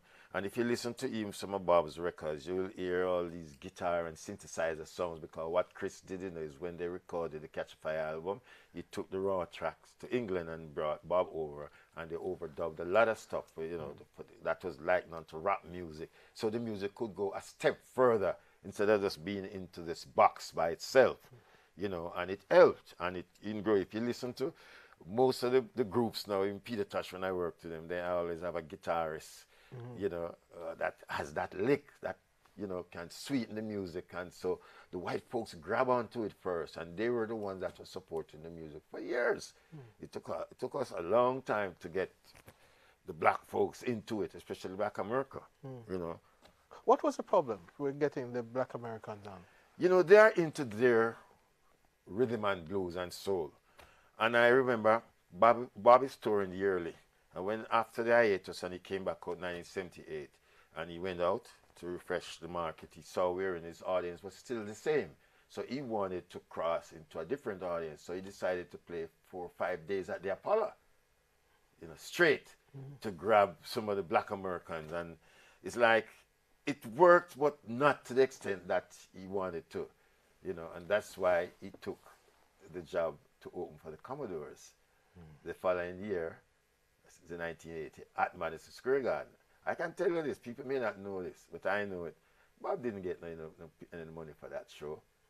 What Bob took was peanut. As a matter of fact, he tell him that money, give it to the band, because he had a single named Could You Be Loved that he wanted to get into the market. If you listen to that song, you know, you can, you know, it's a little different, but it's so popular until this very day. You know, he tried with Exodus, and when he did Exodus, even Jamaicans didn't like it. They said, oh, that's not the reggae thing. You know, but if the song, the message is in the music. If you listen to the lyrics of all of Bob's songs, if you can dance to it, you can learn from it. Emancipate yourself from mental slavery. None but ourselves can feel. Oh, you want anything better than that? You know, and leading into the Madison Square Garden thing, I was in the hotel, you know, in New York, sitting with him when he was getting calls the week leading into the show, you know. Some big rock groups calling him, Bob, don't do the show. Don't do the show. Your career is going to be damaged. Opening for the Commodores at that height. Lionel Richie had all those hit songs, and you're going to open for him. And I remember Bob said to me, the more they tell me not to do it, is the more I want to do it, you know. I don't have to prove no point. And I like to be a big fish in a small pond. So if they're giving me a small here, I'll take it because I know what I'm going to do, you know. And I mean, everybody heard about that show by the Square Garden. As a matter of fact, that was the last show the Commodores did together. Lionel Richie left after that, you know. So it was a very great experience there, you know. Are you surprised, having been there at that time when the reception to reggae was lukewarm? Are you surprised at the growth of the music and the impact that it has today? Well, you know something, I'm not surprised because I saw the potential, right? And I am privileged and honored that I was at most of the big ones, them that the music evolved. Peter Tosh opening for the Rolling Stones, you know, it's a great thing that for reggae music, you know, and you know, all the big festivals that's happened. Japan, I was at 90% of the Japan Splash, and I stand there and look and see 60, 70, 80,000 people who don't speak English, but they're singing all the reggae songs. They know it, the word for word. And you see that, you said, well, you know something, the music, as Bob said in one of his interviews, the music is going to keep on and on and on until it finds its rightful place, you know, and the music keeps going and will never stop. I remember years ago I went to Thailand. A friend of mine lived there who used to run a club in Florida named the Reggae Cafe, and he moved to Thailand, bothering me, come to Thailand, you need to come. I said, it's too far, just get up to go to Thailand. I looked at the map and I said, okay, it's close to Japan. When I go to Japan, I'll do it.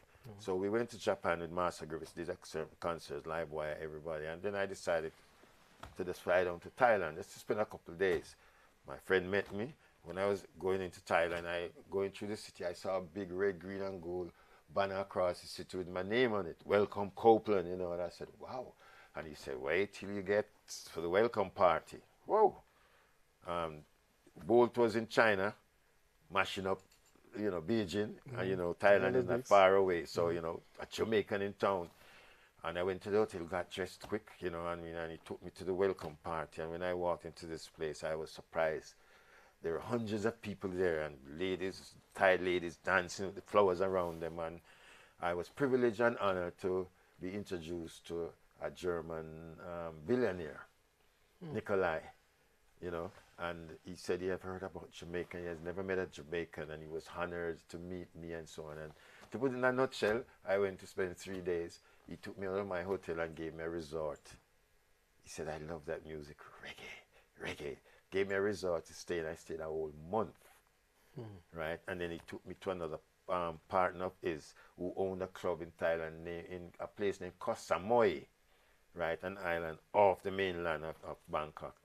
And he has a club that holds 5,000 people, named Reggae Pub. He speaks no English, but he has every reggae tape, right? He took me to a warehouse, and when I walked into the warehouse, I said, never say red, green, and gold. Baseball bat, golf club, golf bat, boats, everything in red, gold, and green. So I knew that the music was going to move from one level to the other. One thing I always say, when you have a music where the world want to sing it, they want to talk like you, they want to walk like you, they want to look like you, they want to sing like you, you know, and adapt you in every way. It must be a special thing in the world. Yeah. And that's what reggae music is, very special. So I remember when I took Peter Tosh to Swaziland. Swaziland is southern Africa, right? And it's the first time a reggae concert was going there that Peter didn't even want to go through South Africa, because it was apartheid time at that time. So we had to fly from here to London, London to Germany, Germany to Zimbabwe, and the promoter sent 4 planes to pick us up in Zimbabwe to fly us to Swaziland. And when we arrived in Swaziland, the cars that they have to take us around, the license plate had Peter Tosh's name as the license plate on it. You know, when I saw that, I said, oh my God, you know, you see these people out there adore our music and our country. So we have to preserve what we have. We still have the great potential in the music, because the message is in the music. And that's why I encourage artists that when you're recording, record positive music that can last for years and years and years. You talk about the potential, but As it is now, is reggae in good shape across the world? Well, we don't own it. You know, one time we used to say people have to come to Jamaica to record and do this. No. The top 10 reggae groups in the world are foreigners. Groundation, Soldier. If you see the kind of crowd those guys pull out, Let's Go Bowling, something another stupid, you know. And these are groups that form in the States.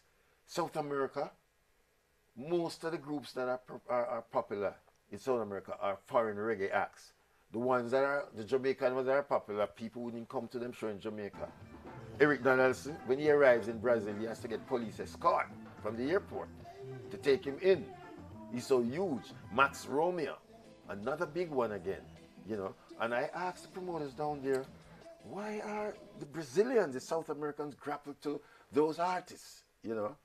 He said, well, the music came via the UK, and those vintage music, kind of music that the people, I remember when I took John out to Brazil the first time, the songs that they want him to sing, he said from he recorded those songs in the 60s, he had never sang them before. We had to download the songs and write out some of the hook lines and the lyrics on the stage and paste them on the stage. So John could just sing and just glance down, you know. So it tells you that the music has this great potential, and we encourage and implore our artists to make good music, because later on, you know, look at Ken Booth. Look how long he wrote The Train Is Coming, Baby. And when the movie come, Money Train, they use this song, you know. And you talk about it, so that song gave him one of the biggest, you know, in his life. I said the train is coming, baby. I said the train is coming now. Do you remember how many countries you introduced the people to reggae? Jesus, it's better say how many I didn't, you know. So many countries. What the place I yearned to go, and I was close to it until war broke out, Afghanistan and Iraq. Because I was talking to some people to carry a reggae package right there, you know, and then things broke. But up to a few years ago, we went to Abbey Reggae Festival in the Ivory Coast. Minister Grange was there too, and Brother Lenny was there too, where they launched the Abbey Reggae Music Festival and Conference, you know, and I felt honored to be a part of, you know, be the tour manager for that group, assisting Minister Grange on it.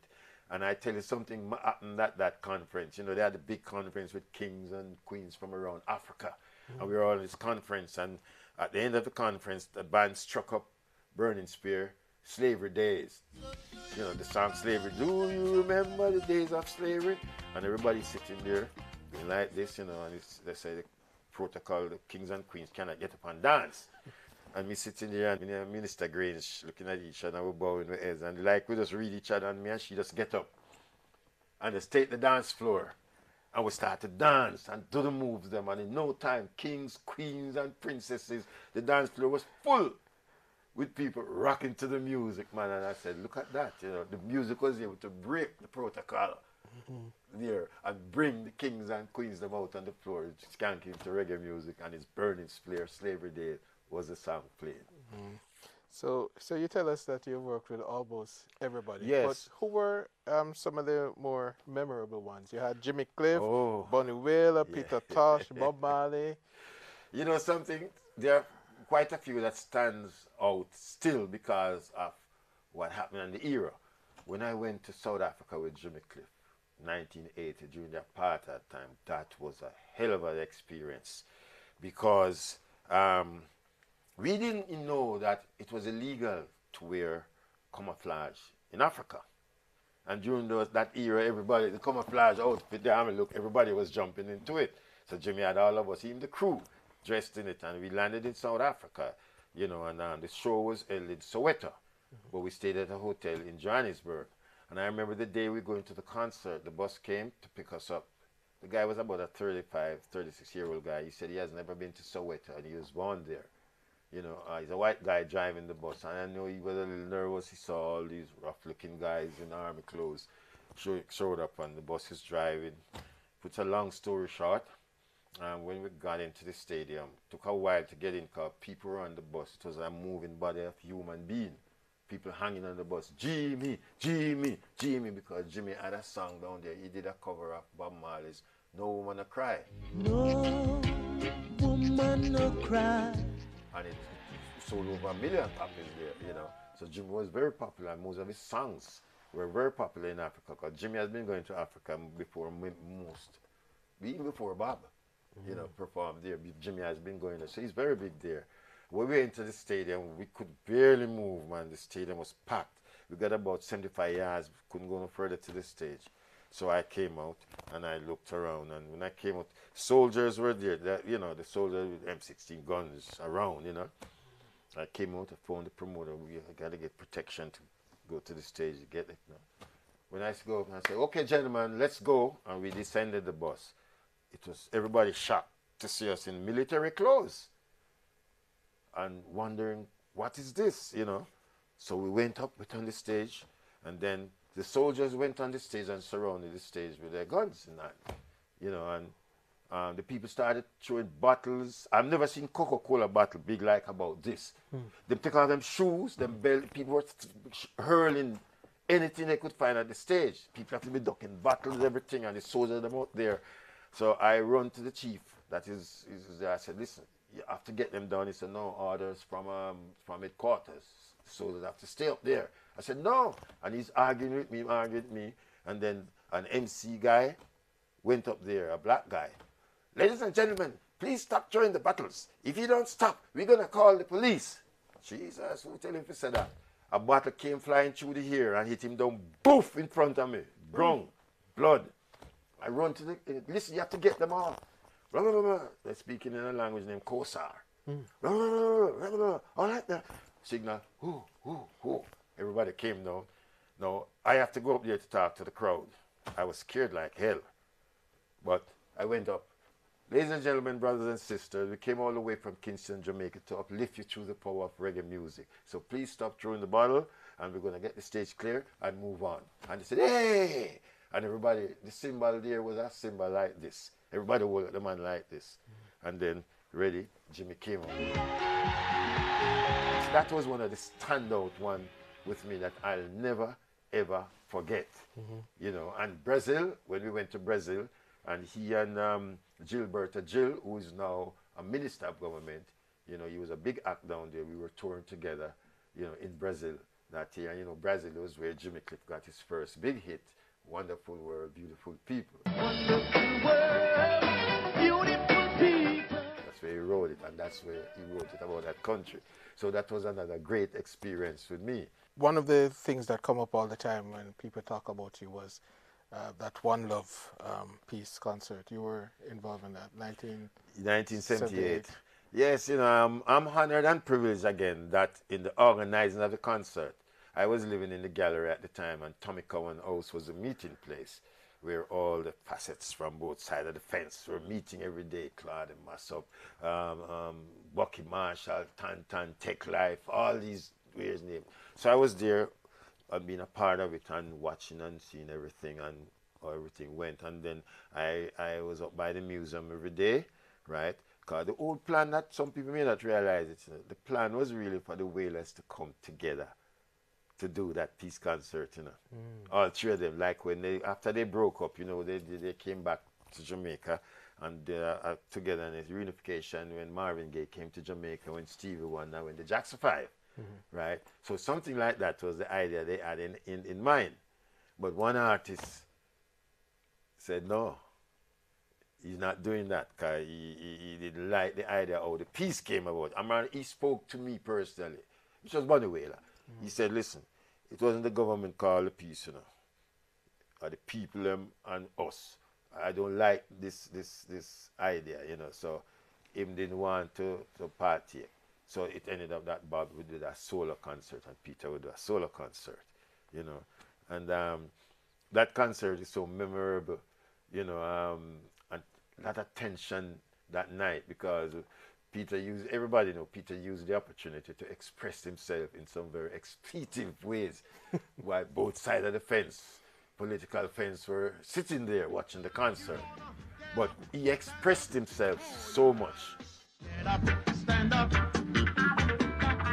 Stand up for your rights, brother. And the magic that Bob did in the middle of his concert, because Bob rehearsed 36 songs, but when he got to jamming, he felt the vibe to just do what he did by calling the Prime Minister then and the leader of the opposition on stage and hold hands, you know, that sign, and let them shake hands in front of the people to see that it's peacetime now and everything, you know. And that was a great symbol for me. And when Jacob Miller called on all, he was the lead singer of Inner Circle Band, and he called on all the warring parties then, who are now working together from both sides, hugging, you know, to show the symbol of peace.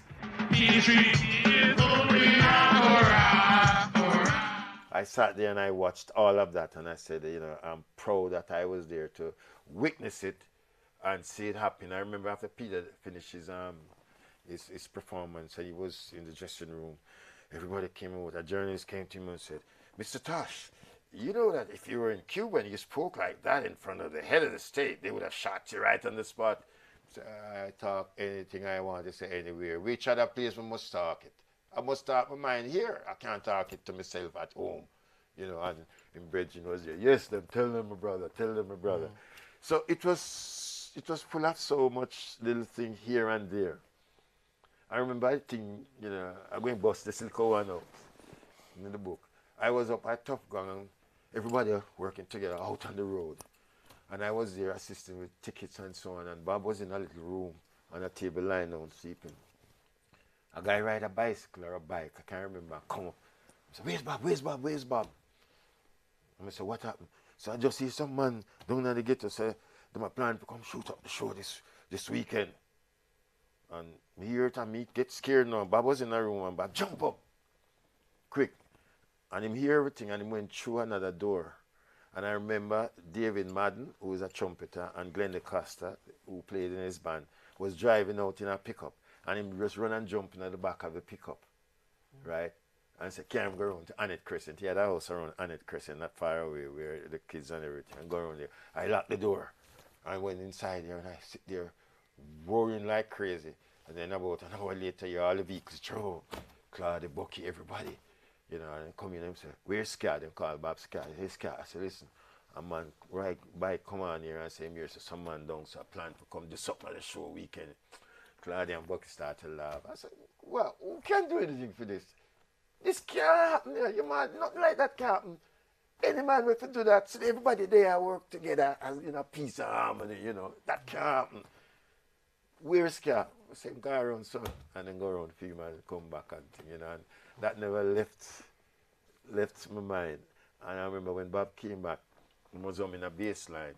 Putu putu putu putu putu putum. Putum putu putum putu putu putu putu. He was humming that bass line all along. And that song, he developed a song from it named So Much Trouble in This World. You know, and when he got the whole idea, it wasn't even the Wailers band that played it, you know. I think it was another bassman and Mikey Boo and drum. Him just called Tyrone and said, any musician then and run in the studio. And that song became one of his target songs, So Much Trouble in This World. Yeah. But you were also there during Bob's last year. Yes, yes. That last year, I tell you, I am happy that I spent so much time over at the Essex House with him. He came into New York about 3 weeks before the concert. And we had a show with Dennis Brown at the Beacon Theatre. And you know, Dennis Brown is Bob Marley's favorite artist. He loves him. So he said to me in the day, tell Lloyd Parks to rehearse 2 songs, I think Rat Race and Who the Cap Fit. He's going to come over and do 2 songs for Dennis at Dennis's concert. The only bad thing that Dennis never showed up, you know. Dennis was still in London while we were at the Beacon Theatre trying to pack. It was Labor Day weekend, you know. That's another story by itself for another chapter. But Bob came over in his limo. I didn't even know he was outside in the limo while we inside trying to solve the problem. Because the show was supposed to start at 8 o'clock. And then 9:30, we're still in the room there sitting, didn't know what to do. And then the man for the theater came around and said, fellas, why don't you guys get the show started? You know, we are 8 to 11, it's now 25 to 10. I said, we can't start. What's the problem? I said, the headliner is in London. He said, what? Jesus Christ, we are sitting on a bomb. And never forget when the man said that. You know, because 3 years before that, there was a reggae concert in there and shots fired inside the Beacon Theatre. And there was a stampede to get out. You know, so here we are 3 years later now. And the same thing is about to happen. The man said, please say nothing to the audience until I alert the police, the ambulance, and the fire department. And he called them up and they surrounded the theater. Everybody expects a stampede now because Labor Day weekend, you know, New York is packed. And the headliner is not there. You know, I didn't even know Bob was in the limo outside. If I knew Bob was out there already, I would have gone there and said, Bob, then it's not coming up. But see, you can't. He would have come in and probably ease the tension. We came up with a quick formula, you know, to postpone the show until the following week, you know, and people.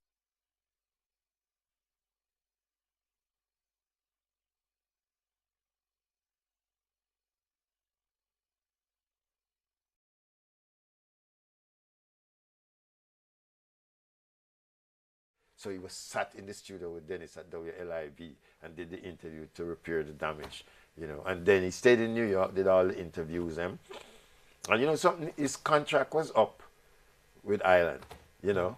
And he was getting calls from all over, big deals. I remember a big major company called and offered big money for him. And he listened to everybody. When I heard Bob said, one thing, you know, I prefer to be a big fish in a small pond. I couldn't understand that term. I said, Scar, what do you mean by that? So no man, when I'm at Island, I get all the attention. I go on them big label there, them just sign me and shelf me. Because Rick James, Lionel Richie, everything were bossing in that company, you know. So him had that kind of smartness about him. And when the concert came about, it was 2 days at Madison Square Garden, he didn't get him a sound check. Everybody went to the sound check. And they sat there, the Commodores were flying there, the lights and thing, and as an opening act, you know, you have to just take what they dish out for you. As a matter of fact, a lot of people don't know it until this very day. Probably you're the first one to go and tell. Bob actually originally wasn't booked for the show, you know, right? It was a Commodore show, because it was put on by BLS Frankie Crocker, right? But Danny Sims, who used to work with Bob before, came back in the picture, and he cut a deal with Frankie Crocker to put Bob on the show, right, and promotion, right, and that's so Bob. If you listen to commercial after it run, it's also had it is Bob Marley and the Wailers, because Bob wanted to use that concert to transcend to the other audience that he never fully grabbed when he did the Apollo the year before. So this was an opportunity because black and whites are coming to the Commodores, who were as hot as fire. And I tell you, that night at the show, I witnessed it myself. He didn't get any sound check. So he told everybody, we're not going back to the hotel, you know. We're staying right here, not moving. And he was connecting with all his musicians and everything. And then he got from, I think, 7:30 to 8:30, because there was an artist named Curtis Blow before him. And when he was ready to head to the stage, we couldn't find one of his musicians, Wire, the keyboardist. We couldn't find him. Bob said, let's go. You know, and Bob moved to the stage. Little spot set up in front. Ken Williams introduced him. And you know what he did? He used the first song for his sound check, a song named Natural Mystic, where he started drum and bass, boom, boom, boom, boom, boom, boom, boom, drum and bass, then keyboards, guitars and things. And when he catch a balance, well, as a matter of fact, that show, I saw something I never seen before. His #1 engineer is Dennis Thompson, and he's always in the house. But he has a guy named Errol Brown, who came from Treasure Isle, that Master introduced to him, a fantastic engineer. His son is Shane Brown now, who managed Popcorn and everything. And he switched now and put Dennis on the monitor and as Errol in the house, because he said once he gets the stage balanced quick, because Dennis knew the sound, balanced quick, he can push it out. And he used that first song for the sound check. And when he catch a balance now, boom, and Carly just make that drum roll. There's a natural mystic flowing through the air, and you could feel it. That show, Big Jagger, the old Rolling Stone were there, Earth, Wind and Fire. Dionne Warwick. Dionne Warwick. She was there. Everybody came because they said this is a suicide thing Bob is doing. That major rap group from Jersey called him and tell him, said, don't do the show. You're going to get hurt. His publicist came over, Charlie Comer. Bob, please, don't do that show. It's going to hurt your career. And the more they're telling him, says the more he wanted to do it. So when he went to the stage, his keyboard guy never there, and he kicked off. Boom, and start slow. And he was building up. About halfway through the show, somebody came and told me that one of the Bob musicians outside and can't come in, can do have his laminate. I said, what? So Fitzbattery and Skill Code said to me, go and see who is that. When I went down, it was Wire. Wire gave away his laminate. And you know, Madison Square and strict. You know, you can't just say, I'm playing with Bob Marley. Plus, worst of all, the Bob is on stage already. And you're not there. So I explained to the guy, you know, that yes, he's part of the band, but he lost his laminate. So what did he? Let him in and send a security with us. You know, and we were rushing now, and just as we go in where the area is, Carly, the drummer, was just rolling off in another song. So Wire took off, pim, running to the stage. Out of nowhere, I saw about a dozen, 6 man just came and grabbed him and whap! I have to run to the guy and say, no, he's part of the band. Which damn band? This band been on stage over half an hour. I said, see his keyboard there? And they look and saw an empty keyboard. And Wire get up and go up there. Bob saw it and Bob, you just leave him out and he just sit and he just go on. And I'm standing beside Mick Jagger. And it going. And you see when it went into jamming and Bob segue into Exodus. And the Carly roll off into Exodus. I see Mick Jagger do a flip in the air. Split. And I say, Cope, it's finished now. And when Bob carried Exodus and bring everybody upon him foot, that's the first time I say lighter in the ear. Jamaica never do it yet, right? Lighters in the ear. And when he must scream and when finish, he got 101 in the 45 minutes and come off. And he went back on to do the Could You Be Love, which was the single that he wanted to break. You see when Alan is kick off, and we call this a rap and roll off, the whole garden was going like this. I've never seen anything like that yet in my life. Everybody on their feet and is rocking. And when Bob mash it and come off, I said, Dianwar, come on. I said, hug. You know, Keith Richards, Mick Jagger, everybody. We're just hugging Bob, Earth, Wind and Fire, everybody. They've never seen anything like that.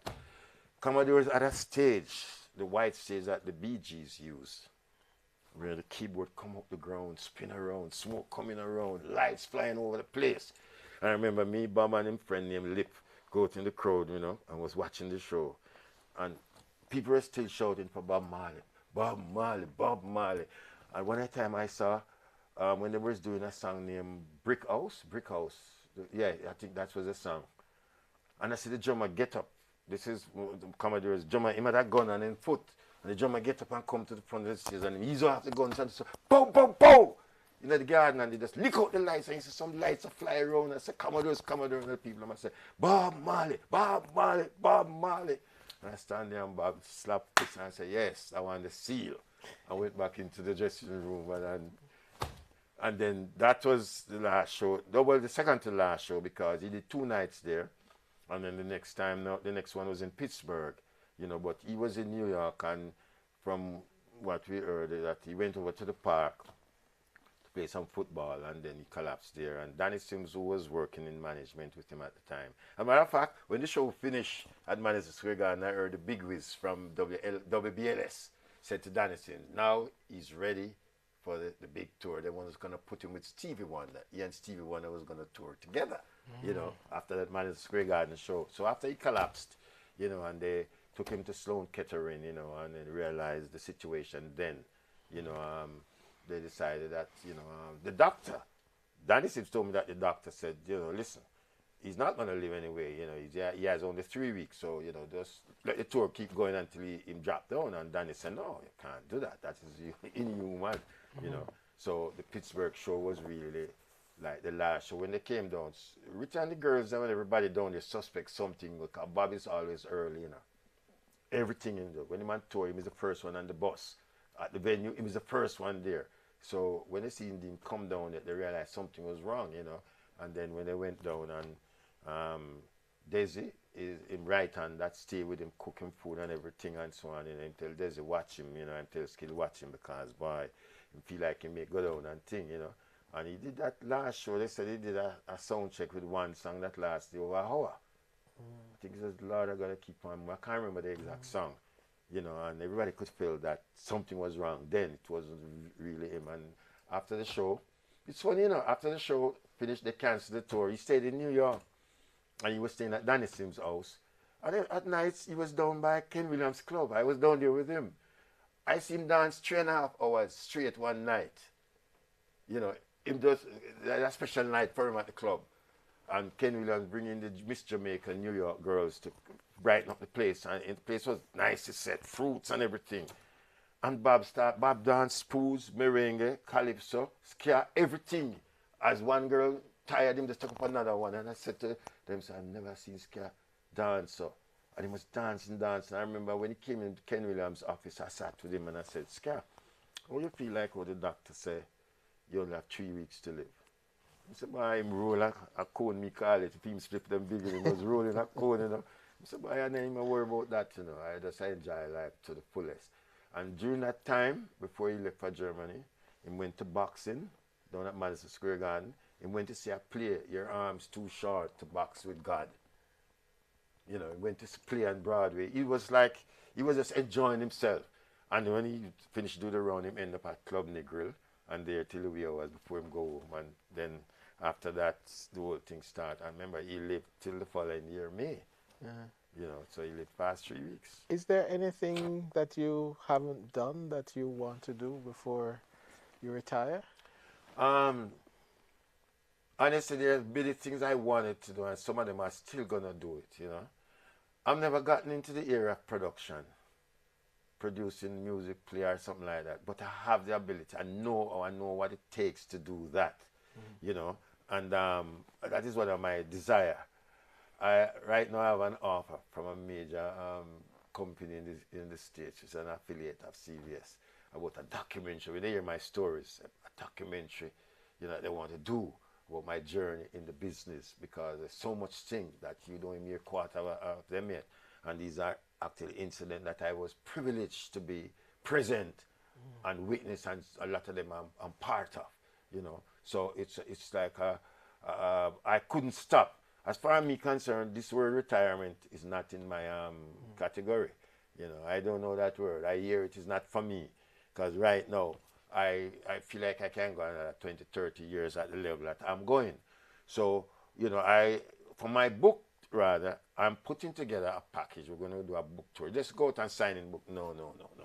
Right, I'm going to produce a presentation package called Reggae My Life is Tour, in a tribute to my great friend Robbie Shakespeare, because we shared a lot of great moments with Sly and Robbie over the years. So I'm planning to put back the Revolutionaries band together, you know, with Ansel Collins, Sly, Lloyd Parks and them, and then go to a book tour named Reggae My Life is, right, with performances by special artists through that era, you know, in different countries. And the feedback I am getting from it around the world is excellent, you know, and I feel good about it, because these are things that I wanted to accomplish. Because remember, you know, I took the first and only African Sunsplash tour to Africa, you know.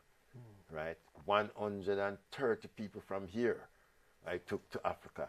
Burning Spear, Judy Mott, Chalice, Sly and Robbie, Yellow Man, and we had 2 African groups, King Sunny Ade and Fela Kuti, right, touring Africa under the banner of Reggae Sunsplash. It was an event supposed to be run by Synergy, but 2 weeks before the show, Synergy dropped out because of some differences between Tony Johnson and them. And then everybody come to me and say, you're the most important person to take over this thing. I said, but I'm a one-man. Synergy is a big organization, you know. And then I called Ronnie Burke. I said, Ronnie, what happened? So, well, Tony requested certain things before he leave, and they didn't want to do it, so he dropped out. So they said I'm the best person. I hesitated a lot, because the days of going to Africa, you need a lot of things get done, you know. And as Minister Green said at Robbie's funeral, after that tour, Robbie came back and trimmed off him dread. Just one final thing, Copeland, this idea of a Reggae Month, do you think it will help to preserve and to deal with some of the problems that you identified? Yes, you know, I'm happy when they started doing it, and I made a point of duty. Any part of the world I always come down for that, to be a part of it. It's great that we can recognize our artists. It gives me an opportunity to speak on a platform like this, because I do a lot of PowerPoint presentation around the world, you know, and I enjoy doing that. As a matter of fact, I'm doing that more so now than being managing artists. I will give advice and things.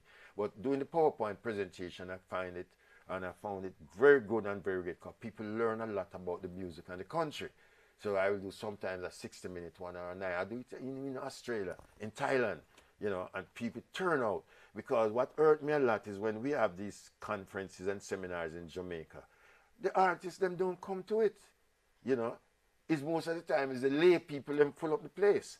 And this is where you have to come to learn, because the topics that you learn from, you know, so you as an artist can understand the business more, because most of them don't understand that it's 80% business and 20% entertainment, you know, so you need to learn that part. So during Reggae Month, there are opportunities that they can learn from things like what me and you doing here now, and hear some of the stories, so that the wrongs can be right when they come into the picture. They don't have to follow the same route that some of the mistakes that some of the artists made over the years, because a lot of them make a lot of mistakes, but they couldn't help it because, you know, they didn't have the knowledge and the education. We have one of the greatest things in reggae music, because when you have a music where everybody wants to sing like you, look like you, dance like you, walk like you, talk like you, we have something special.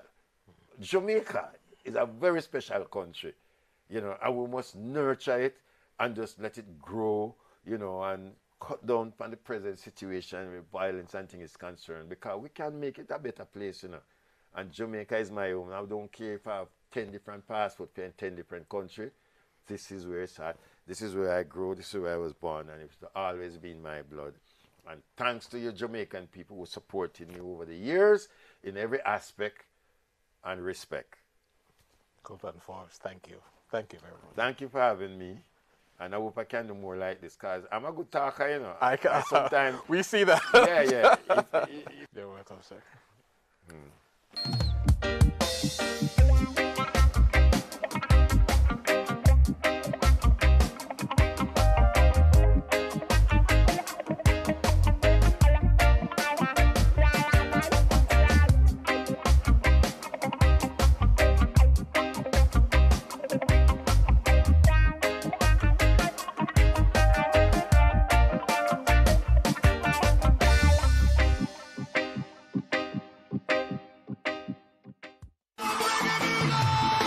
Reggae Month is February.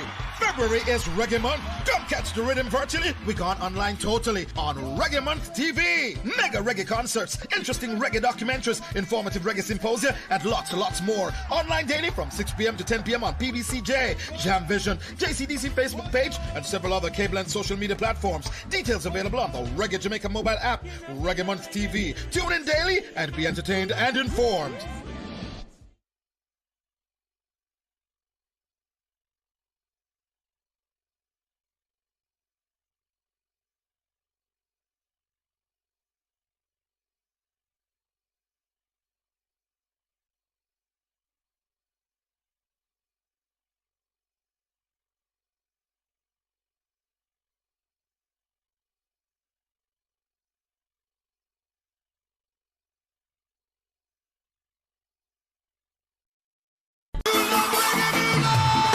Reggae Month is February.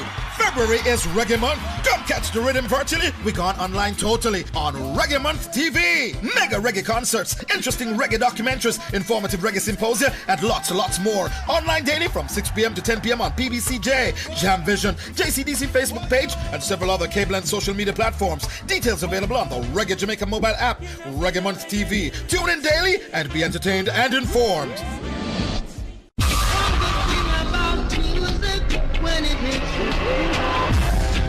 Do you have the Reggae Jamaica mobile app on your phone? No? Well, you could be missing out on news, views, interviews, events, and so much more about the impact of reggae music across the globe.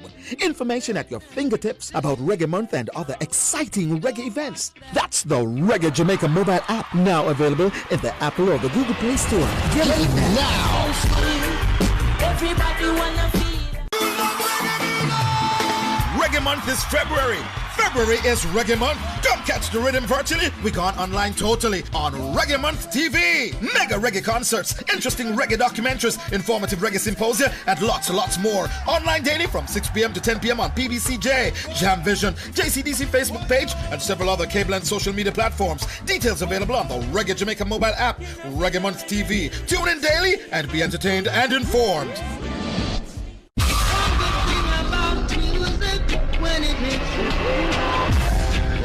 you have the Reggae Jamaica mobile app on your phone? No? Well, you could be missing out on news, views, interviews, events, and so much more about the impact of reggae music across the globe. Information at your fingertips about Reggae Month and other exciting reggae events. That's the Reggae Jamaica mobile app, now available in the Apple or the Google Play Store. Get it now! Everybody wanna feel. Reggae Month is February. February is Reggae Month. Come catch the rhythm virtually. We gone online totally on Reggae Month TV. Mega reggae concerts, interesting reggae documentaries, informative reggae symposia, and lots more. Online daily from 6 p.m. to 10 p.m. on PBCJ, Jam Vision, JCDC Facebook page, and several other cable and social media platforms. Details available on the Reggae Jamaica mobile app, Reggae Month TV. Tune in daily and be entertained and informed.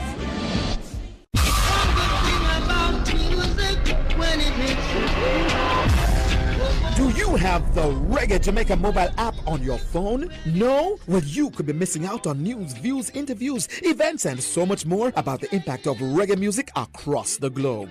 Information at your fingertips about Reggae Month and other exciting reggae events. That's the Reggae Jamaica mobile app, now available in the Apple or the Google Play Store. Get it now! Everybody wanna feel.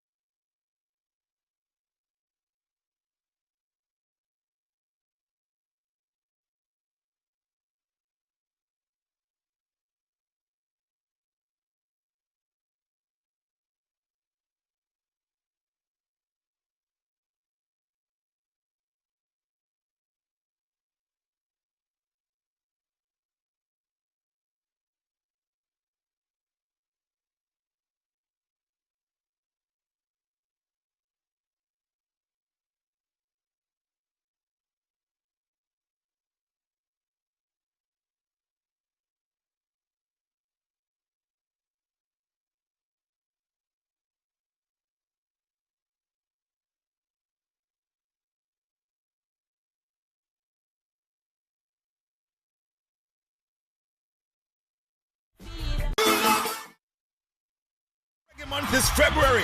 February is Reggae Month. Come catch the rhythm virtually. We gone online totally on Reggae Month TV. Mega reggae concerts, interesting reggae documentaries, informative reggae symposia, and lots more. Online daily from 6 p.m. to 10 p.m. on PBCJ, Jam Vision, JCDC Facebook page, and several other cable and social media platforms. Details available on the Reggae Jamaica mobile app, Reggae Month TV. Tune in daily and be entertained and informed.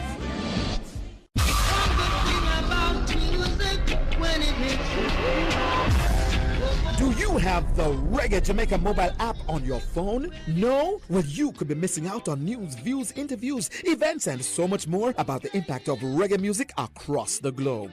Information at your fingertips about Reggae Month and other exciting reggae events. That's the Reggae Jamaica mobile app, now available in the Apple or the Google Play Store. Get it now! Everybody wanna feel. Reggae Month is February. February is Reggae Month. Come catch the rhythm virtually. We gone online totally on Reggae Month TV. Mega reggae concerts, interesting reggae documentaries, informative reggae symposia, and lots more. Online daily from 6 p.m. to 10 p.m. on PBCJ, Jam Vision, JCDC Facebook page, and several other cable and social media platforms. Details available on the Reggae Jamaica mobile app, Reggae Month TV. Tune in daily and be entertained and informed.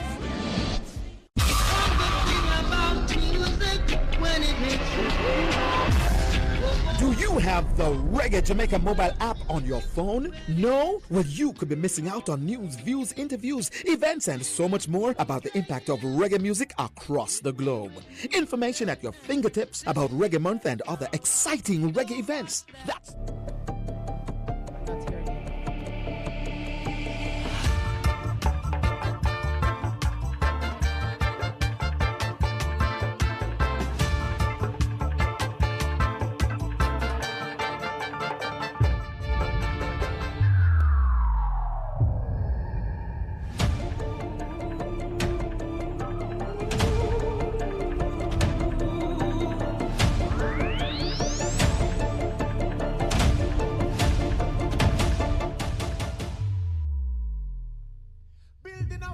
Building a nation. Indeed, indeed. Good night. Good evening, everybody. Happy Reggae Month and welcome to the JN Talking Reggae Symposium, the final event of this year's Reggae Month 2022 activities. Now, a special welcome to those in our studio audience, our viewers on Television Jamaica and PBCJ, those watching the live stream on JN's YouTube channel and Zoom, and those listening on Nationwide 90 FM. JN Talking Reggae was conceptualized by the JN Group in keeping with its commitment to empower Jamaicans and improve their lives. Given reggae's importance to the economy and to the lives of almost every Jamaican, its development is key. Now, this evening, we're grateful to have the endorsement of the Ministry of Culture, Gender, Entertainment and Sport, and the support of the JCDC and JARIA. Building a vibe, building a nation is our theme, and we're here to do just that. Build vibes. I'm boss Wolipa, Miss Kitty Blank, la la la la la la la la la la la. But of course, in all of that, we engage in some stimulating discourse and how we can do better and better position our best-known export reggae music as a reggae put Jamaica on top, okay, as a tool of national growth. Now, I want to specially acknowledge the CEO of the Jamaica National Group, the Honorable Earl Jarrett, who will officially welcome us in a moment, and the Honorable Olivia Babsy-Grange, Minister of Culture, Gender, Entertainment and Sport, who will be one of our presenters this evening. Among tonight's other presenters will be Grammy-nominated music producer Christy Barber, internationally acclaimed record label executive David Miller, entertainment lawyer Ron Young, general manager at JN Life Insurance Hugh Reid, and reggae artist, producer, and JN Group ambassador, Agent Sasko. Check, check, check, check. I want to hear about. I'm going to tell you the theory of reggaetivity in the building, so you know it's going to be really, really hot. Now, we're also excited to have brought together a panel of experts in Jamaican culture and reggae. Our panelists are dancehall and reggae producer, and some may even call him my TV husband, Cordell Scatter Burrell. Deputy Managing Director, JN Bank, Gillian Hyde. Chairman of JARIA, Ewan Simpson. And popular radio personality and disc jock, the Captain, Colin Hines.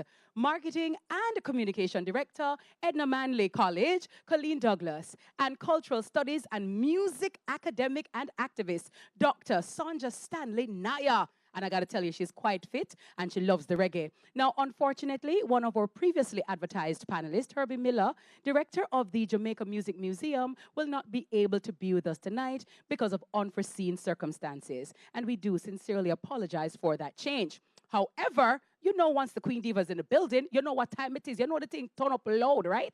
Now, I did say we're going to build a vibe, so you don't want to miss our two exciting performances from international superstar, reggae dancehall superstar. Yeah, step out in him, block and yeah, busy. Signal, sound it. Them can't go around it. And two-time Grammy-nominated songstress, the strong one, Lady Etana. Now, to kick things off, I'm pleased to introduce one of our most accomplished gentlemen, the CEO of the Jamaica National Group, the Honorable Earl Jarrett, who will officially welcome all of us this evening. Our host,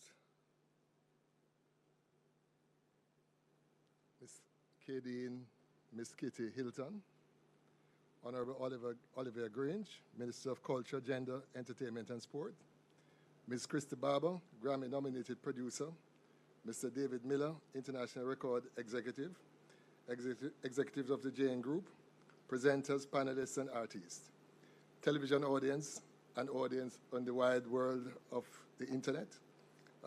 Good evening to you all, and welcome to the JN Group Talking Reggae Symposium.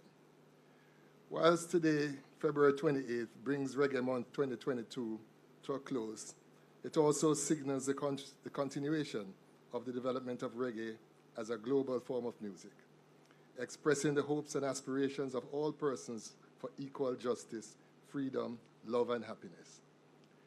It may not be a coincidence that February is observed in the United States as Black History Month, to recognize it and celebrate the accomplishments of the black community there. Reggae music is a continuation of the efforts of the people, such as Marcus Garvey, to struggle for liberation from oppressive conditions. Reggae music was born out of the expressions of the people of Jamaica for improvement and progress in their lives. Since then, reggae has grown to impact people from around the entire world who have similar aspirations to be free from oppression. Reggae music has become the rallying call for many. Recently, if you were watching television, you would have seen in Canada and the United Kingdom and the United States many protests. And in all of them, there was always reggae music playing in the background as an expression of protest and included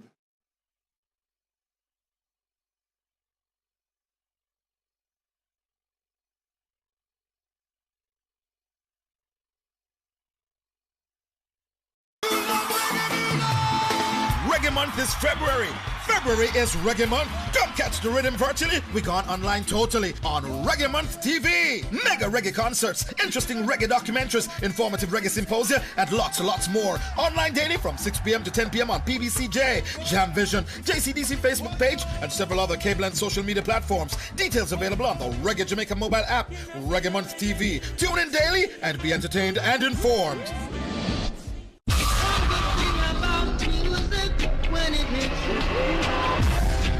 Do you have the Reggae Jamaica mobile app on your phone? No? Well, you could be missing out on news, views, interviews, events, and so much more about the impact of reggae music across the globe. Information at your fingertips about Reggae Month and other exciting reggae events. That's the Reggae Jamaica mobile app, now available in the Apple or the Google Play Store. Get it now! Everybody wanna feel. Reggae Month is February. February is Reggae Month. Come catch the rhythm virtually. We gone online totally on Reggae Month TV. Mega reggae concerts, interesting reggae documentaries, informative reggae symposia, and lots more. Online daily from 6 p.m. to 10 p.m. on PBCJ, Jam Vision, JCDC Facebook page, and several other Copeland social media platforms. Details available on the Reggae Jamaica mobile app, Reggae Month TV. Tune in daily and be entertained and informed. Streets recently and gave a few people the chance to be in the, you guessed it, the video light and to share their opinions. Now, we asked them, what are some of the things that should be done to assist in the growth and promotion of reggae music? Let's hear what they had to say. Invest in reggae music, because reggae music is our one, you see me?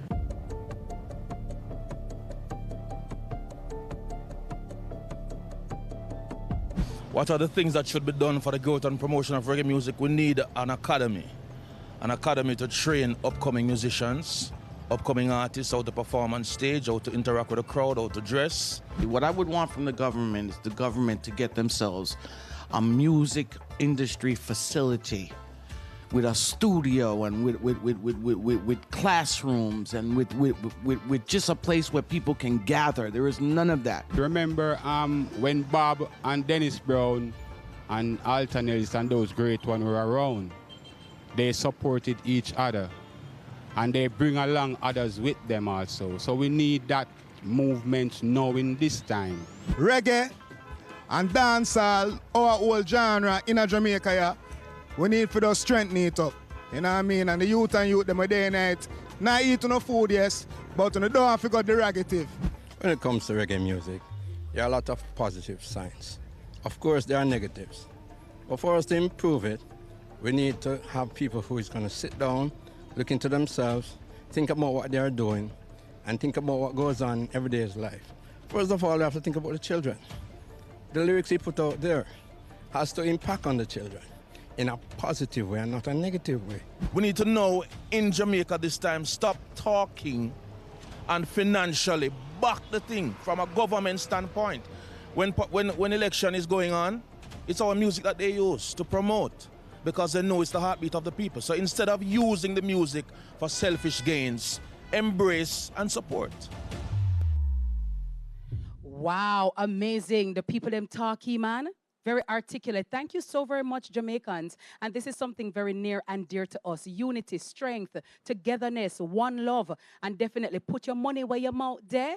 otherwise, nabada chat yeah.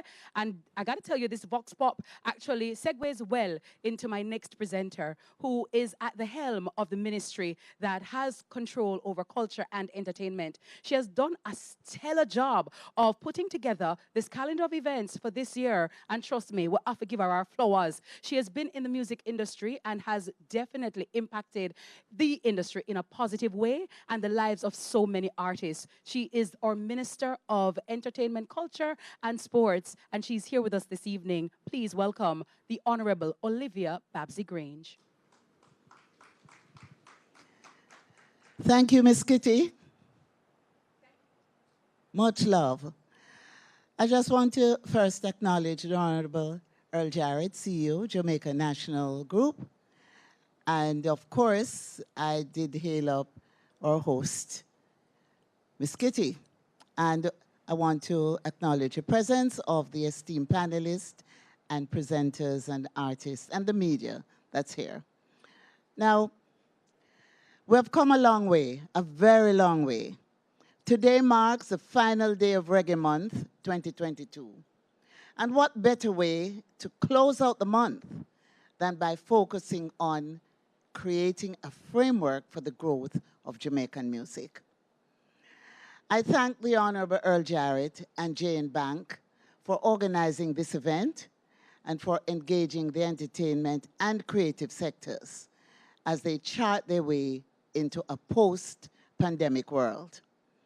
Be it any of our indigenous genres of mento, ska, rocksteady reggae, dub, or its offshoots of reggaeton and even rap, all have evolved out of the lived experiences of our people who have used ingenious beats and harmonies to vocalize their every emotion. Historically, our musicians often rose from the inner cities and have used music as a means of social mobility. The genres they have created have permeated all corners of the globe, reaching and inspiring races and ethnicities, some of whom neither understand the word of English, not a word of English, nor Jamaican patois. To facilitate the continued viability and growth of Jamaican music, my ministry has embarked on a series of measures geared towards safeguarding the rights of practitioners, artists, and producers. Key among these was the preparation of a candidature filed to UNESCO, United Nations Education, Scientific, and Cultural Organization in 2019 on the reggae music of Jamaica, to have the element inscribed on UNESCO's representative list. It wasn't an easy task, but we were able to achieve it. And in so doing, it was established that reggae is the product of the creative genius of the people of Jamaica. While it is acknowledged that many forms of reggae, other types of reggae, such as Pinoy reggae in the Philippines, have been inspired by our music, it is now recognized that Jamaica is the source of reggae music. My ministry also prepared a proposal to the European Union and to UNESCO for technical support under their expert facility on the governance of culture. And I'm happy tonight to announce that through this facility, Jamaica will produce a first draft of an Entertainment, Cultural, and Creative Economy Act. And we're hoping to have that draft by June 2020. In this, our 60th year of independence, Jamaica will therefore establish a legal framework within which protection mechanisms will be in place for entertainment, cultural, and creative sectors. This act will also outline incentives for investors, including Jane Bank, of course, into the ECCI sectors, taxation relief mechanisms for artists, of course, with the support of the Minister of Finance. And these incentives will also be available to musicians and other creatives, and the creation of a purpose-built space for creative expression. This work continues in tandem with the ratification on international legal instruments which safeguard the copyright of Jamaican creatives, even within the metaverse. The newly drafted National Cultural Policy, which is at an advanced stage of completion, also outlines the legal framework within which the Jamaican music ecosystem will function and through which creatives can earn from their craft. So it is my hope that these initiatives will inform today's deliberations and presentations as we look toward creating an enabling environment in which our Jamaican culture can thrive. I want to say, as I started, we have come a long way from the days of being in the sector myself. The banks were not receptive, except for one bank, and we had to mortgage everything we had. And so tonight, I hope this is the beginning of a new era. Thank you. Thank you, Honorable Earl Jarrett. Thank you. Wow, thank you so very much, Minister. A lot there. And guys, we're going to hold our minister accountable. I hope you are writing the stuff down. All Jamaica in the metaverse. No, can you imagine? We in the metaverse, start the truth. Jerk chicken in the metaverse. Stone love in the metaverse. Hello? Yellow, shut up. Bounty in the metaverse. Hello. Yeah, in the metaverse. Let me tell you, Jamaica in the metaverse is going to be off the chain, and Jamaica National is going to be right there to help us in the metaverse. Wonderful, Minister. Thank you so very much, and for all the work that you have done, as well as your team and your ministry. We hope that you will continue to strive and thrive in as many ways as possible. And thank you so very much. Now, we have lots coming and lots to do. We have our panel discussion coming up. So I want you to make sure you keep it locked right here to TVJ, PBCJ, and to everybody in the internet land. Good evening. Big up to everybody on Zoom, to everybody on YouTube, to everybody watching. All right, guys, by the way, I would like to see some emojis in the chat, all right? So please, let me see some Jamaican flags in the emojis in the chat. Let me see some fire in the chat, right? And cheering on our presenters and our panelists this evening. We're going to go to our panelists now, right? Or no? I think I have a beautiful lady that's over there. Justine, is that you? Yeah? Or we should take a break first. You know what? We're going to take a break. Yes.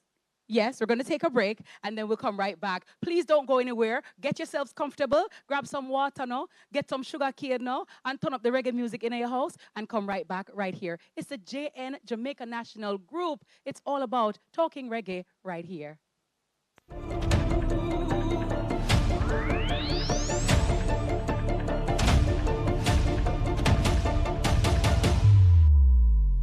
I feel like I'm building a vibe, building a nation.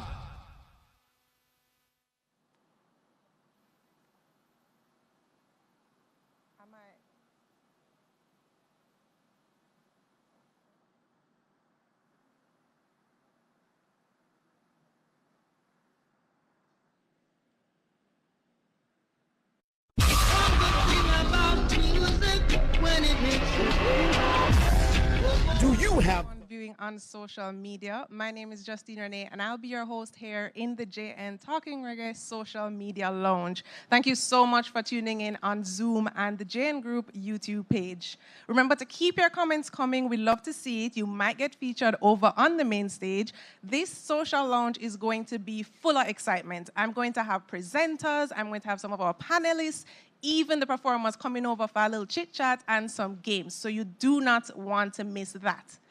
And to kickstart the excitement and keep my promise, I am going to be giving away prizes to 2 lucky viewers over on both Zoom and YouTube.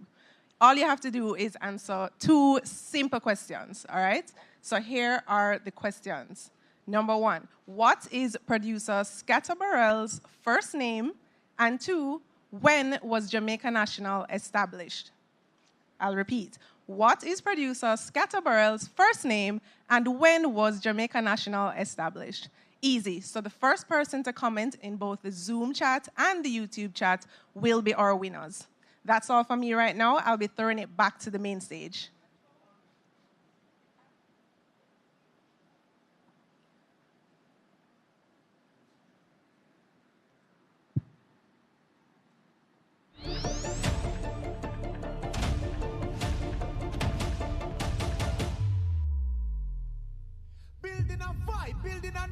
nation.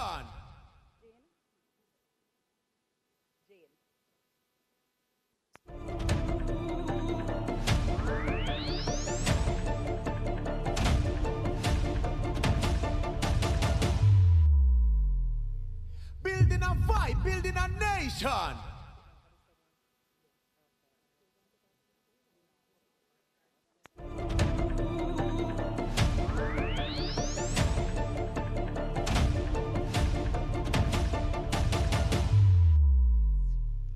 Building a vibe, building a nation. Welcome back to the JN Talking Reggae Symposium for 2022 here on TVJ, PBCJ, and streaming via Zoom and JN YouTube platforms. Please ensure you click the like button and do subscribe. Remember to drop your comments and emojis in the Zoom chat and on YouTube. So before we went to the break, we heard a presentation from the Honorable Minister, Olivia Babsy-Grange. On the stage now with me is, or are rather, Cordell Scatter Burrell, Colleen Douglas, Dr. Sonja Stanley Naya, and Johan Simpson to give their feedback. Good evening, ladies and gentlemen. How are you? Well, we're good. Very well. Good, good. Happy Reggae Month to everybody. Same. Thank you. Same. Same to you, Very Miss well, Lily. thank you so much. Let me start off with Scatter, because you heard what the minister said earlier. What are your thoughts on some of the new formats and improvements to the reggae industry? Well, technology has always played an intricate role in music. I've come up and see the technology change, and in the last 12 years, it has gone to a whole another level with digital platforms, So to take it to NFTs and go into the metaverse, of course, that is spearheading the culture, and it is necessary. I'm happy that we're thinking along those lines. Yes. If you want me to expand further, though, we should not lose the essence of what makes our music special, and the digital age has contributed a lot to the downward spiral of reggae music, because you cannot hear drum and bass through a cell phone. Yes. And that's the main tool in our music, drum and bass. So if we are not allowed to feel that vibration and so forth, that means we're losing a part of the spirituality that comes with our music and our culture. So we need to bear this in mind. Very well. Let me get to Dr. Sonja on this one. Regarding education, Doc, it's very important. A lot of people, in the past, it's your talent that gets you through, you know what I mean? And the business aspect of it, or the intricacies of the music business, is often left by the wayside. As one of the gentlemen said on the Vox Pop, we need to educate ourselves on the business aspect. What are your views? I actually totally agree, and that's why institutions like the University of the West Indies, where I work, we have programs in cultural and creative industries, music and performance studies, and entertainment and cultural enterprise management.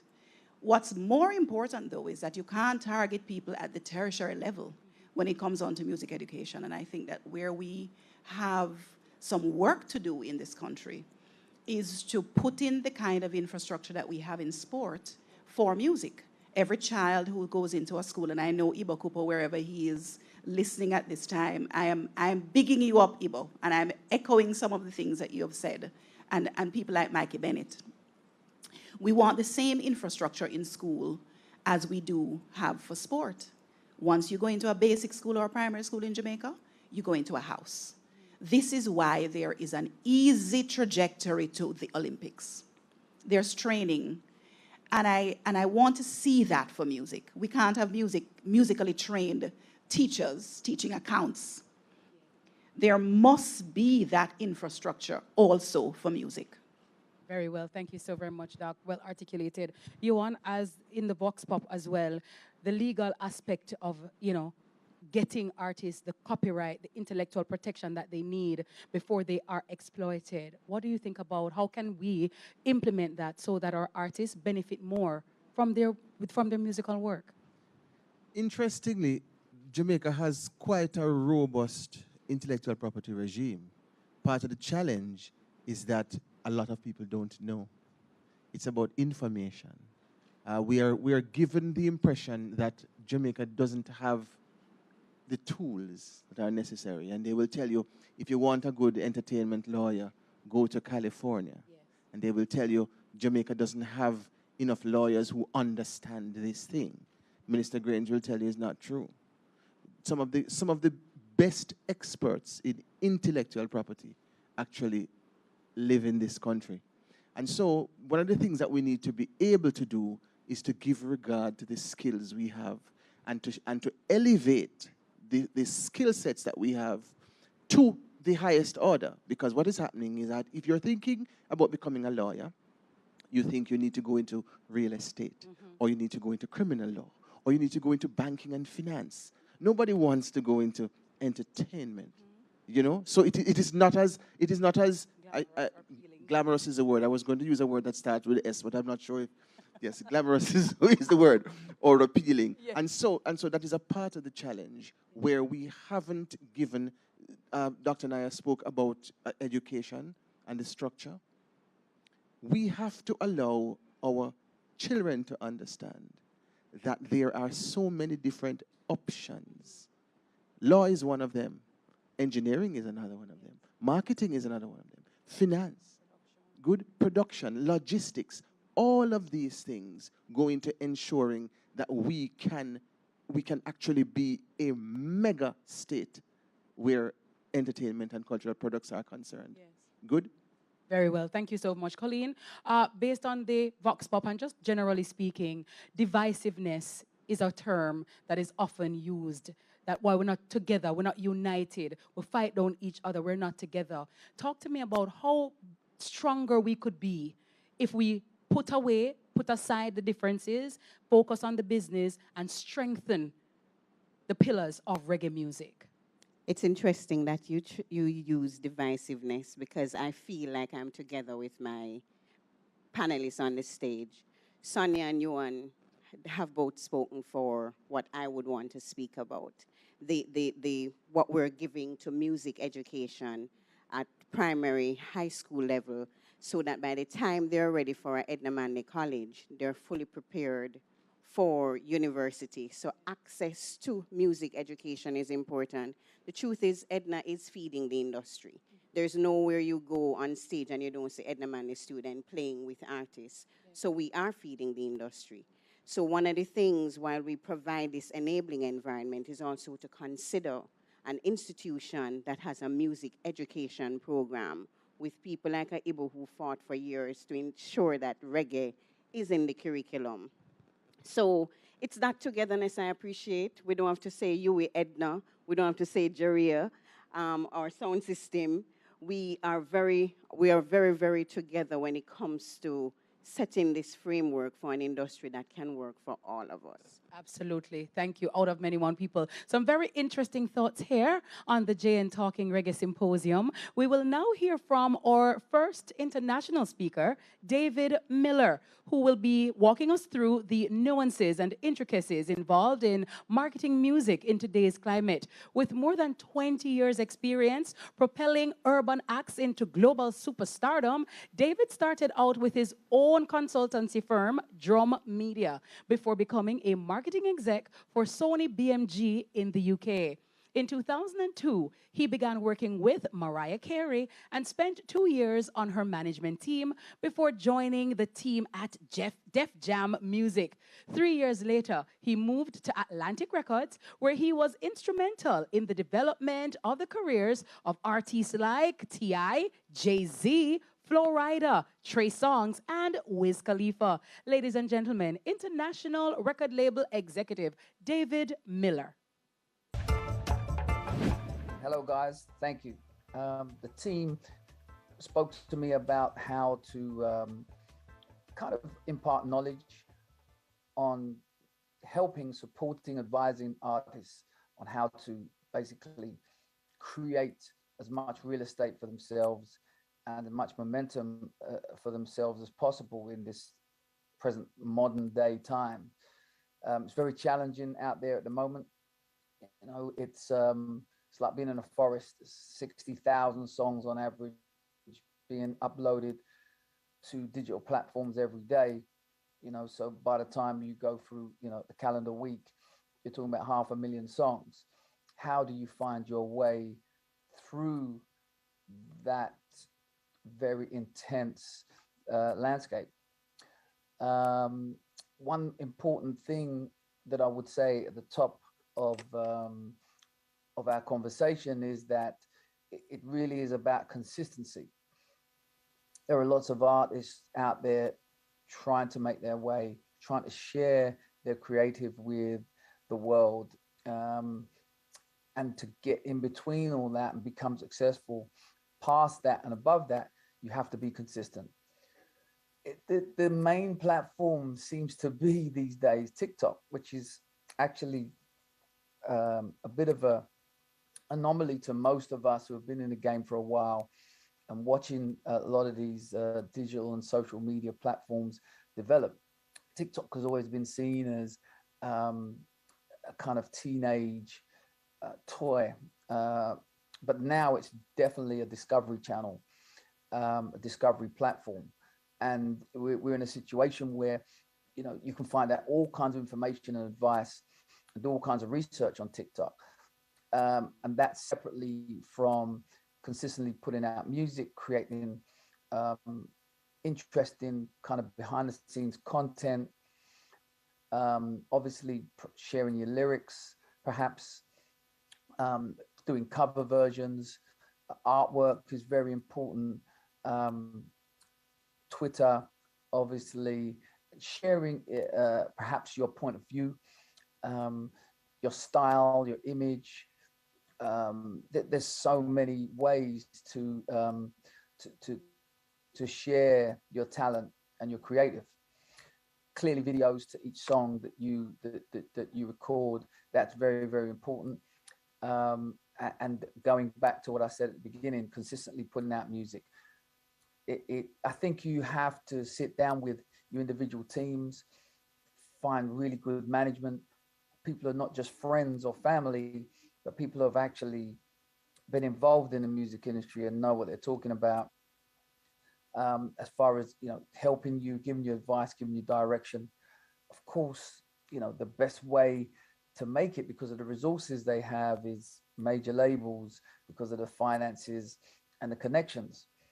But as you can see that from many other examples in the music industry, you don't have to go down that route. There are lots of independent platforms, independent labels that are open to signing acts. I think that professionalism, just being clear about who you are, what you want to be, being nice to people, being articulate, and knowing exactly where you want to go, where you've come from, and what you're doing in the moment.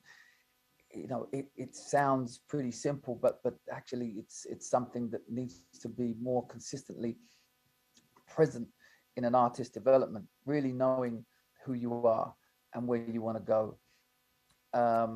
Very, very important. I think that that's kind of an overview. There are some individual nuances that need to be put in place. Perhaps putting out the music a bit, maybe your main single, maybe the songs that you're most in love with, giving them space to breathe.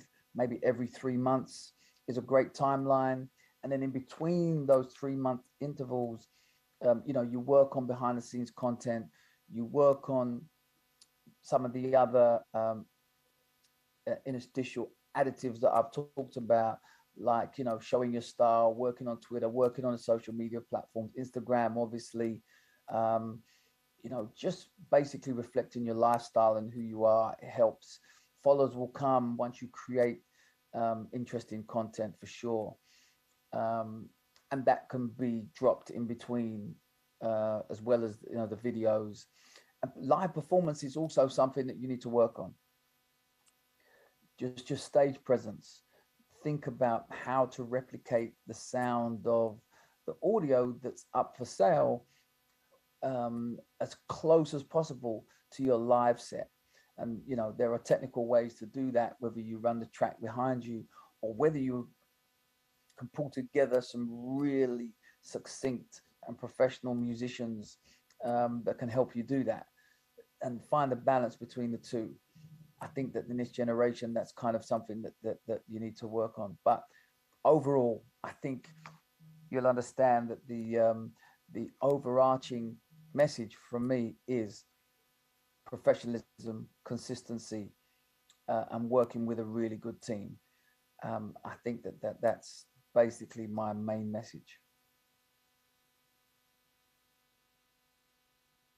Thank you so very much, David. Some very salient points there. Johan, I wrote down professionalism, consistency, development, learning new skills, being kind, being articulate, being authentic. Have your swag, know who you are, be professional. When you appear as the best version of yourself and you give your all. Mediocrity shouldn't be a part of who you are because you think of it up. So when the artists them step out clean, okay? And trust me, some very, very, very good advice there. Thank you so very much, David. And I'm quite sure that our audience on Zoom and on social media are buzzing in the comment section. And when we return, we'll hear what's going on over there. What's going on social media? Keep it locked right here. This is JN Talking Reggae Symposium.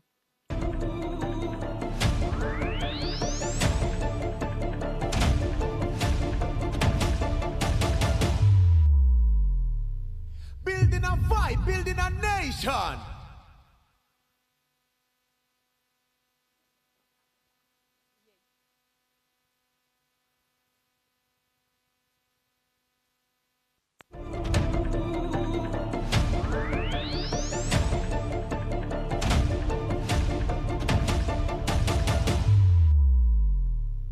Building a vibe, building a nation.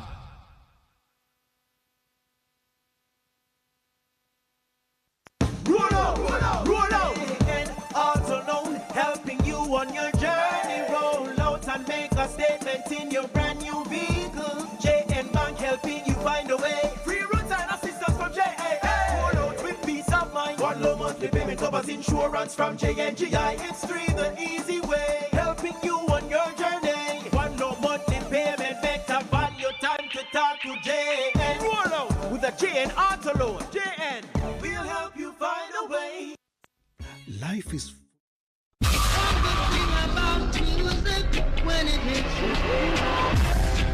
Do you have the Reggae Jamaica mobile app on your phone? No? Well, you could be missing out on news, views, interviews, events, and so much more about the impact of reggae music across the globe. Information at your fingertips about Reggae Month and other exciting reggae events. That's the Reggae Jamaica mobile app, now available in the Apple or the Google Play Store. Get it now! Everybody wanna feel. Reggae Month is February.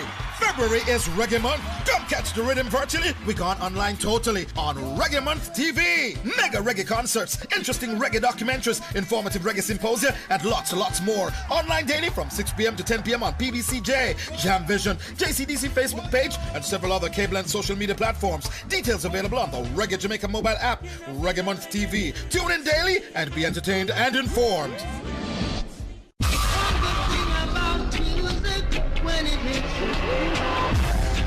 Do you have the Reggae Jamaica mobile app on your phone? No? Well, you could be missing out on news, views, interviews, events, and so much more about the impact of reggae music across the globe.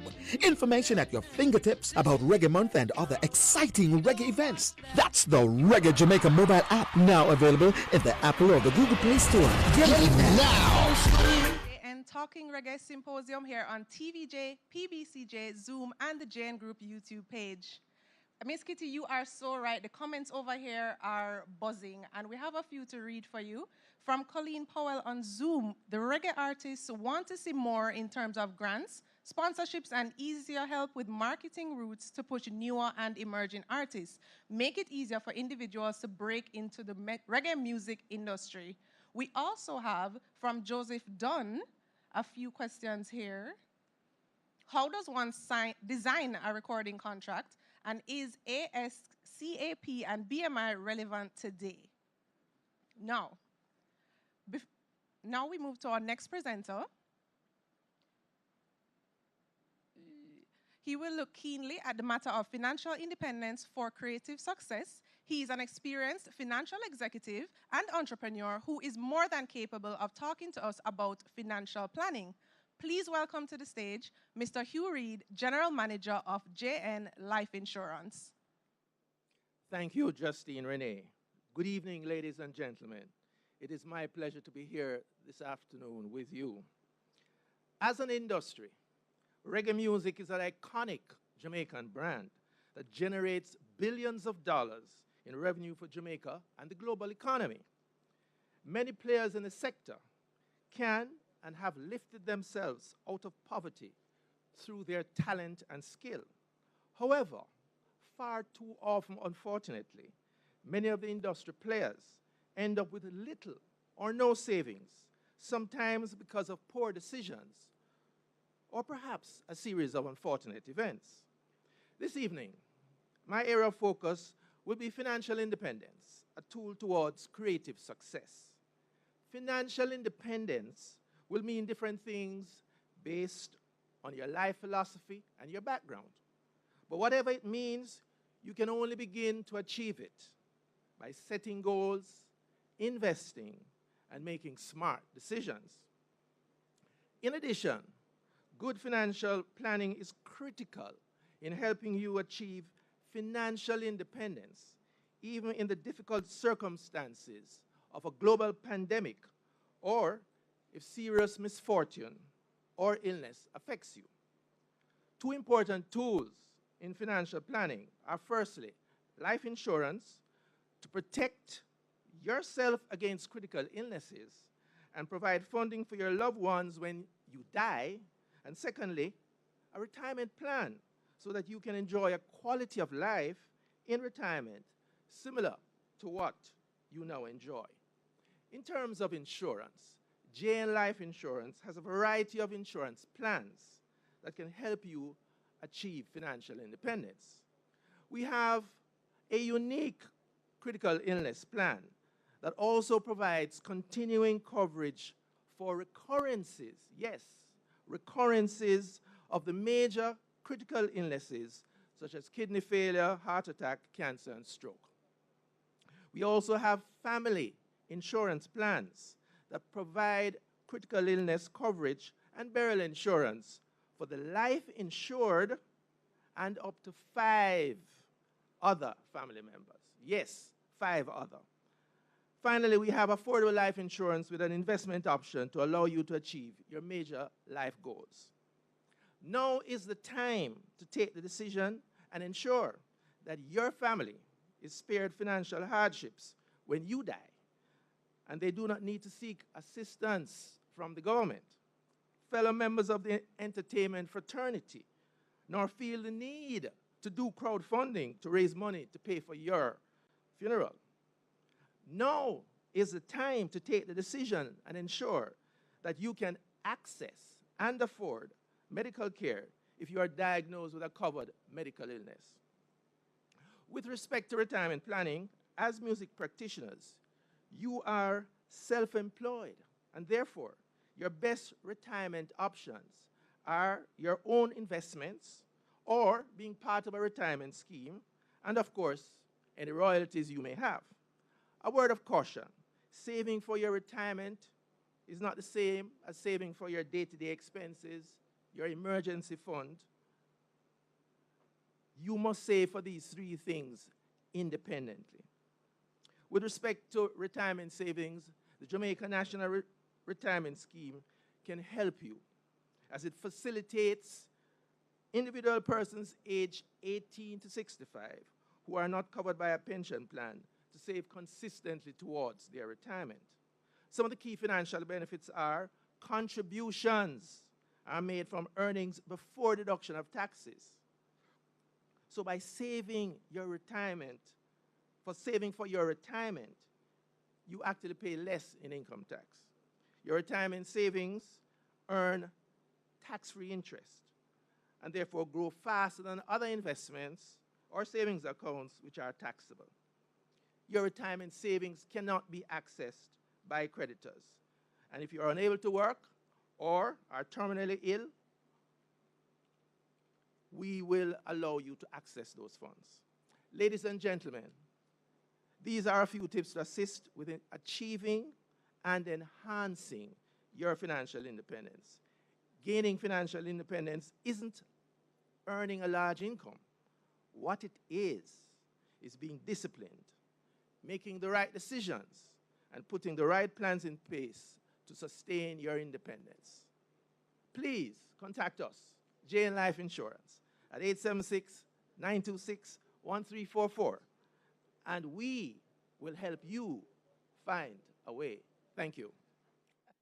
Oh, wow. Talk about detail. That's right. Thank you, Mr. Reed. That was a great initiative. A round of applause, please. You know, because once we're alive, we want to ensure that, you know, retirement and pension is safe. And let me just encourage every Jamaican and everybody watching right now, the day you start to work is the day you start to save for retirement. One cocoa, full basket. And it's not what you earn, it's what you save and what you invest, all right?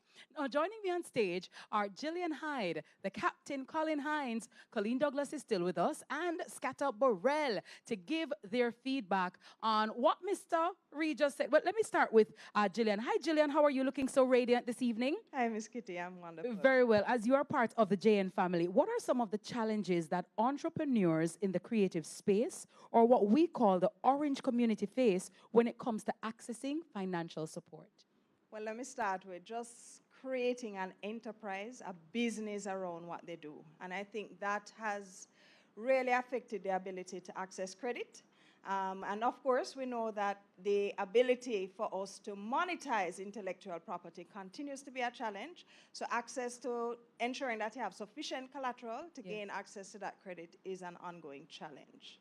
And how is JN and the JN body putting measures in place to mitigate? Well, let me first say that based on our service over the years to the micro and small business sector, we spent a lot of time trying to understand that sector, building a relationship, building a partnership. And so we want to do the very same. We want to zone in on our creative sector to include our artists, of course, and really try to ensure that we design products that meet their needs. Of course, ensuring that through our local and international partnerships, we develop financial products with guarantee programs that provide access to collateral so that we can immediately solve that challenge that they have. And so there are a variety of things, of course, that we're going to be doing this year, and expect that this will support and serve the sector in a very useful way. Wonderful. Captain Colin Hines, you're here with me. How you doing, sir? I'm good. Wonderful. Great to have you on Talking Reggae this year. Colin, you're a veteran in the business. You have dedicated your life to music and the development thereof, and artists as well.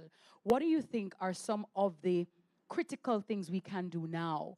David spoke about utilizing the social media spaces, Minister spoke about the metaverse, and incorporating all of this so that our music can be further galvanized. Well, from the artist's point of view, they need to utilize all the tools and the assets at their disposal. The creation of music is different from what it was a generation ago. You know, we've moved from the days of stamper, acetate, master, and 45, and where people would stand across the road in Aquarius record shop and people would toss the records at you. People no longer go out there and buy music, they're streaming it. Music is now non-physical material. And so how you make the music and disseminate it has changed. So how the artist functions in terms of those things have to be different. You have to use all the tools that the gentleman was speaking of, TikTok, all of these things to promote yourself, to promote your content, and to show you because music is spitting out into the universe. It's almost like this massive asteroid belt where everything is competing. So what are you going to do to have your little comet stand out from the others? You have to use all the things that are there and just, milk it to make sure that you stand out. Scatter made a very good point earlier about losing the essence of reggae music. Even though things are changing, the more things change, the more they remain the same. And though we're in a new space and digital and all of this, social media platforms, we still have to remain authentic. How authentic is reggae music now? Have we lost it? Is it still there? Is it as potent as it once was? And how do we maintain the authenticity while still remaining relevant in the new era and the new age? Well, there is some signs for concern. I will agree with Scatter on that. Agent Sasko and I had this discussion earlier on. I believe we need to have the new generation, because the music is youth-driven, but those youth can also crash the car.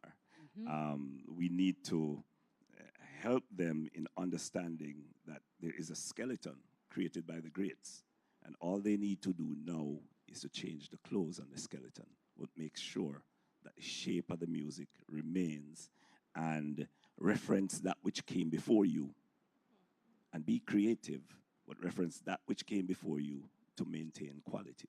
Very well. Colleen, when it comes to the industry, are artists doing enough and putting enough back in the industry? So not just to sit and ask what the industry can do for you, but what can you do for the industry? You can't ask people to clap for you if you're not clapping for yourself. Are artists doing enough to dedicate, to invest, to involve themselves in even Reggae Month, you know? It's Reggae Month. Everybody for me is supposed to play reggae, listen to reggae everywhere, every corner. You're supposed to be hearing reggae. Artists should be promoting it. Are the artists doing enough for the industry that they're asking to do for them? You know, when Minister was presenting, I thought to myself, we ask a lot of government. Other parts of the world, we ask more of the artists themselves who are in the industry. We don't make that demand. And we sometimes I wonder if we even have an industry, because it's a space where it's every man for himself, and whether it's Jah or God for us all sometimes. So I do think there's lots to do. I laughed and looked at Minister when we talk about government burying people. I've done a lot of fundraising for artists who get sick and just can't afford to their own health services that is being offered, or go to a funeral. When I met Minister Greens first, I was at a funeral and they wouldn't release the body. So we have all of that faced with all the time. So they are thinking in the now sometimes, and the now look glitzy and full of glam. But it's important that artists really pause and consider what's there. It's also important when Mr. Reed was speaking, I think he's a good marketer.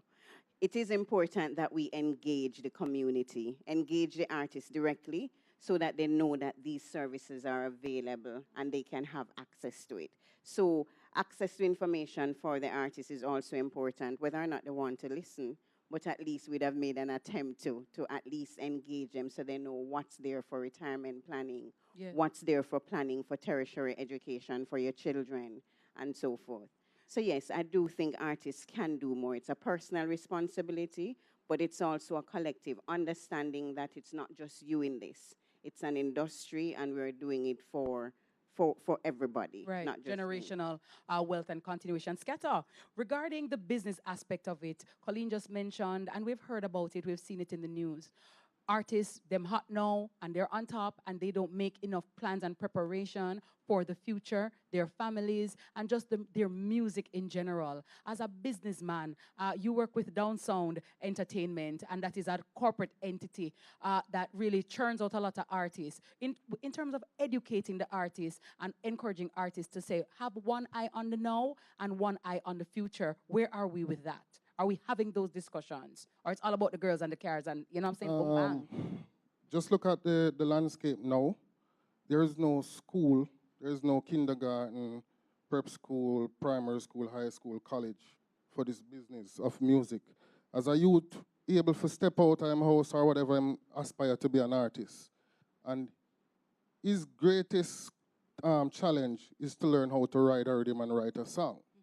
So he's now challenged with making an impact, creatively, and there's no lessons on how to spend the money when it's made. They know how to spend the money on the flashy stuff and so forth, but on investment and so forth, that's not even secondary. No one, that's not even taught. I myself met a lot of success at a very young age, like 23 for me, you know, and I got an enormous amount of money coming to me, and the publishing check started coming, and I was overwhelmed. Bought cars, bikes, and then you know what I did? Invested back in the music, because music is the only thing I know.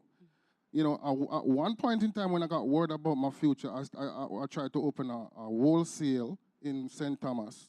Tried it for 3 months, it never worked, and I pack up and leave, you know what I'm saying? So we only know how to make music. Majority of the individuals here, for them to transition into the business sector, like farming and so forth, it means putting their career on a hold. And music for any successful person is a 24-hour thing. We have no time to garner no other education. So I think we're in a very difficult situation in terms of making money and investing it and flourishing outside of music. Well, Very hard. let me bring Colin in on this in terms of mentorship and guidance, because Kata said, and we, as entertainers, we know it's a 24-hour job, but it's also important that we put systems in place that can operate for us and even in our absence and delegate and have people do things. So yes, I'm an artist, but it doesn't stop me from doing something else and having multiple streams of income. So like when COVID come, in case not now one, I can go dig 2 yam, I can go sell 2 tomato, I still can do my thing. What about mentorship, Colin? Because I find that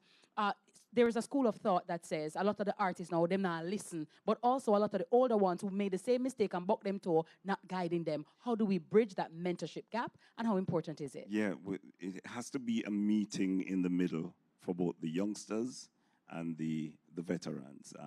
You know, people have said that there is an attitude from the kids making the music now, that they want to be called to the table.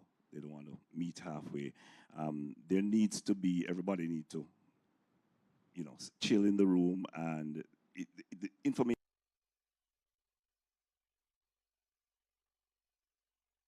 and the music depends on this. We cannot hold on to our experiences and have the kids not know exactly what is lying ahead of them. So somewhere along the line, there has to be a meeting in the middle, and the information is shared. I also think that maybe we need some sort of a part of the matriculation process, maybe some sort of school or institution set up where kids can go learn. Yes, Edna is yeah, there. we do have Edna, but Dr. Naya And we have, mentioned UE. UE has a cultural and creative enterprise. My daughter is at UE doing that. So Edna also has a school of arts management. The truth is, an artist's job is to create art. So if an artist is not necessarily in tune with business, I think they should at least understand it. So, and there are informal ways of educating oneself. So I'm not saying that every artist should go to school. Very well. But understanding of there is access to information enough, especially now, that you can inform yourself.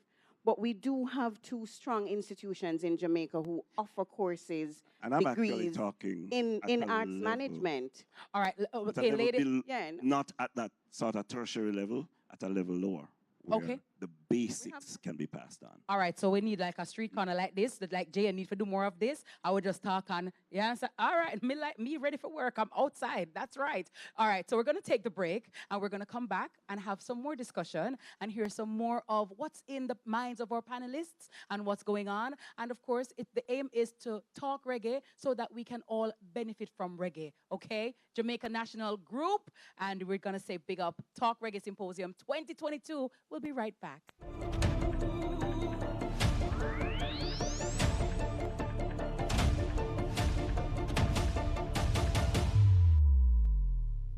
Building a vibe, building a nation.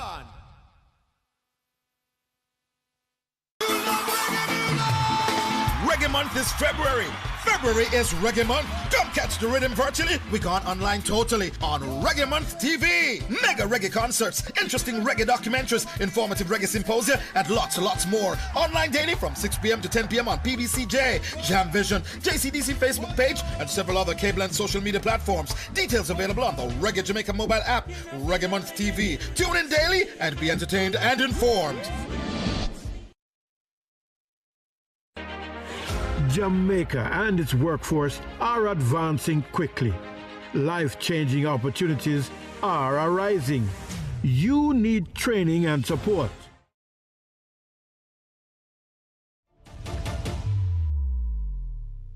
Building a vibe, building a nation. Ladies and gentlemen, you've heard his name on this stage. We've spoken about him as the brand ambassador, and he is, trust me, one of the most articulate gentlemen I know, bad artist. Lyrics from now till next year. Listen to me now, bad artist. Iconic. And trust me, he gives you a lot of food for thought. And he's going to be sharing his journey with us right here, right now on JN Talking Reggae. We put Jah first and second and third. Watch your blessings come forth. No, you can't sing to you now. Yo, it is a miracle to make your thing shot and not end up a gun coat. End up a gun coat. Growing up on the banks of the hope. Yeah, Never give up. All right. Okay, sorry. I'm sorry. Pardon. That are the building a vibe part. No, that are the building a vibe part. See, at the presentation. Good evening, everyone. Honorable Earl Jarrett, CEO, JN. Honorable Minister Grage, enough respect. And of course, everyone here give thanks, all the panelists, all the presenters tonight, you don't know. All right, so I'm supposed to be presenting on my journey, my growth, and of course, that's in relation to music. And my journey with music began as far as my memories go back. Like, you know, my first memories include being fascinated by this art form. It's like being somewhere, I was in like Cornwall Mountain of Westmoreland, and you could hear the music coming from a sound system in the distance, and it just feel like it live in the breeze. And I just remember that, like, just being fascinated with it. And then further on, I realized that I was more fascinated and interested with not just the more reggae side, the slower beats, but when the up-tempo thing them drop, I realized that, you know, them say DJ is cock up and them here boom rhythm, right? So I realized that I fell in love with, of course, you know, reggae is the overarching genre, but then no, we don't want about the fix it. No, we can't say subgenre, scatter. No, dancehall and reggae. For the purpose of this conversation, we're going to just understand, say, my relationship with the music began with falling in love with reggae and then more so dancehall music. And that journey continued to Kintyre, reuniting with my mother and my siblings there, and my brother discovering some can DJ, and then that discovery of, oh, well, people actually interested in this thing on me, like, all right, cool.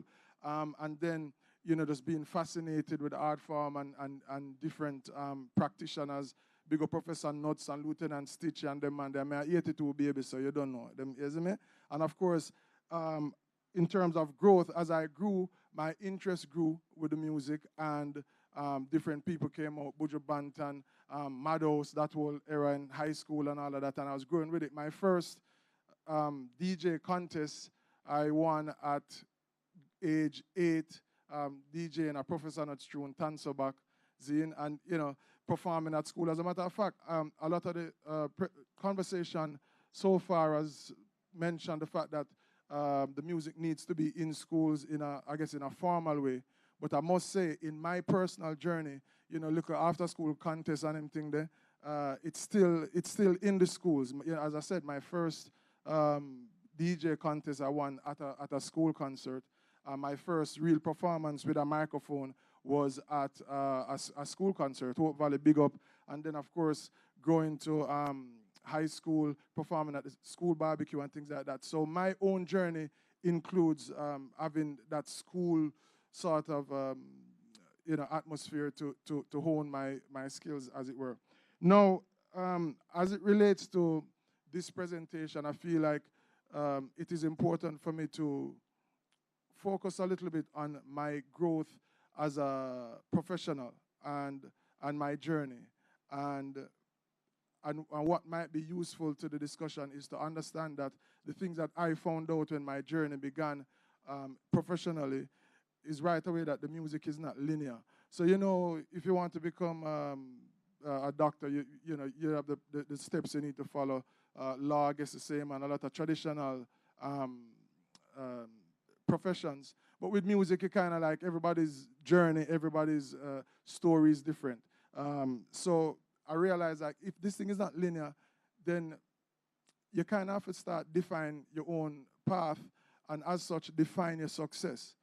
You must define your own success, because success will look very different to different people, depending, of course, what they want and what their potential is. So for the purpose of whosoever might be listening that needs to hear this, you need to define your success. You need to understand what your potential is and understand what you want out of this music, because it can be so much. It's very dynamic. It changes with time, and if you're not keen on who you are and what you want, it's easy to lose your way along your journey. You don't want to start your journey. I have to wrap up now?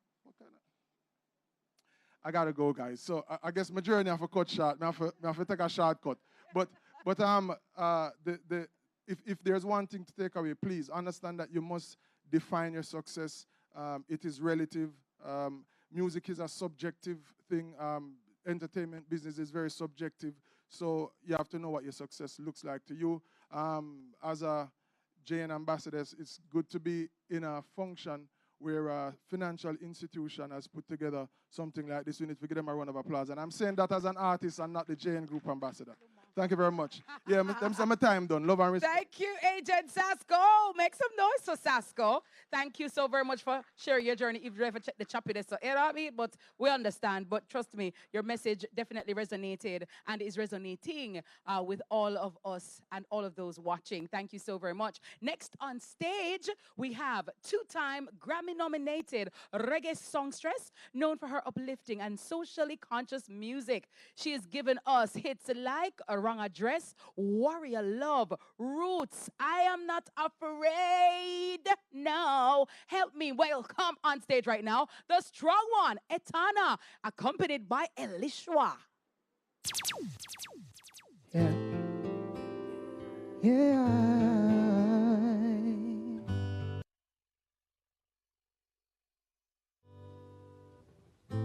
Mother of creation, Father of the universe. Why I love her? For she's a real woman of a perfect design, not only with physical features, yet beautiful in mind. Yeah, she's a real woman of a perfect design, not only with physical features, yet beautiful in mind. She know her purpose and that comes first. To a real man that comforts. With her position, no she no ramp. Help to guide the future generations like a lamp, yeah. Even when the times get tough, and even when the seas get rough, it's amazing how she's made up. Soft like a cotton, yet hard and tough. A real woman of a perfect design, not only with physical features, yeah, beautiful in mind. Yeah, she's a real woman of a perfect design, not only with physical features, yeah, beautiful in mind. She knows her work and takes pride in her work. One in a million, one of a kind. Yeah, she's as real can be. Anyone with eyes can see that she don't need company, and she not give it away easily. She's a real woman of a perfect design, not only with physical features, yeah, beautiful in mind. I tell her she's a real woman of a perfect design, not only with physical features, yeah, beautiful in mind. Yeah, you don't have to give her the world, for love is all she. How you doing tonight? I hope you're feeling all right. Woo! If you know you're born strong, sing. I was born strong. I was made for this. See, I met so many hard times when I thought I couldn't make it. See, I've had my trials when my pillow dried my eyes. Then the morning came and my wings took flight. I rise.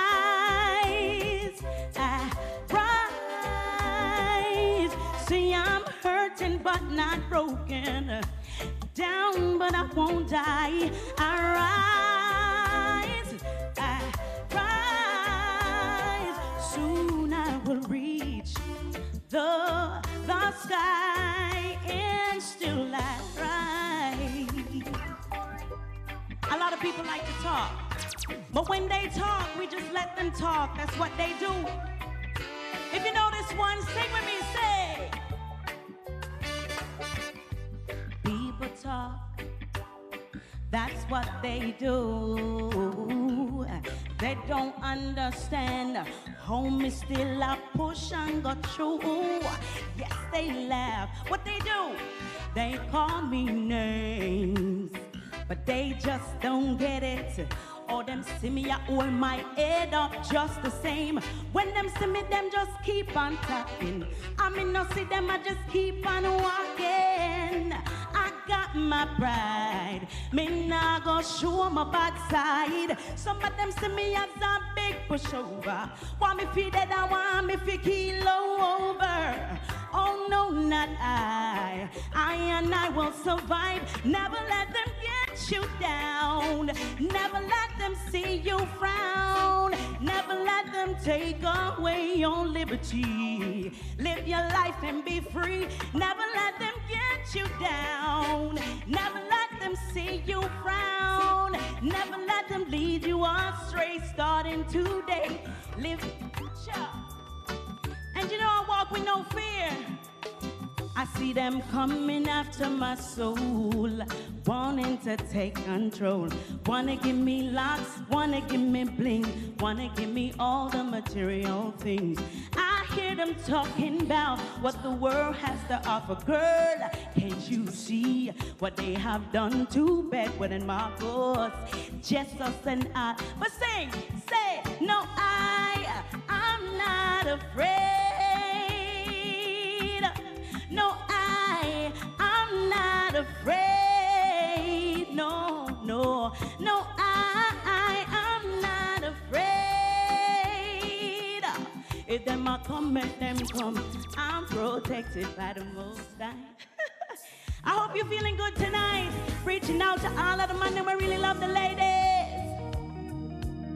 No offer treat them woman good. Yeah. Loving's for you. Love how you do what you do. Touch me right, treat me good. Rude, why me love how you rude. Can't let a man like you go. I want thing me why you fi know. There's no blight to no other guy. Cause for me man love him woman in style. My man, me tell you him I'm me king. Everything when me give up for him. My man, him put the jump to the bass and him know how to ride the rhythm. My man, boy, nobody can feel me body like him.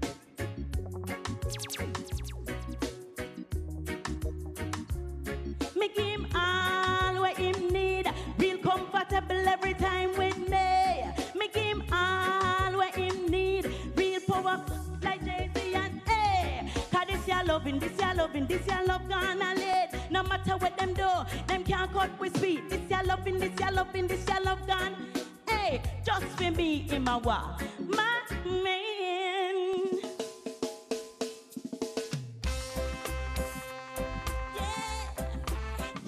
Yeah.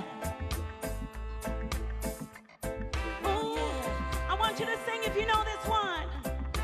Yeah. Sure. Young, gifted and black. Oh, what a lovely, precious dream. To be young, gifted and black. Open your heart to what I mean. In the whole world, you know, there are a billion boys and girls who are young, gifted and black, and that's the fact. If you're feeling good tonight, young, gifted and black, we must begin to tell our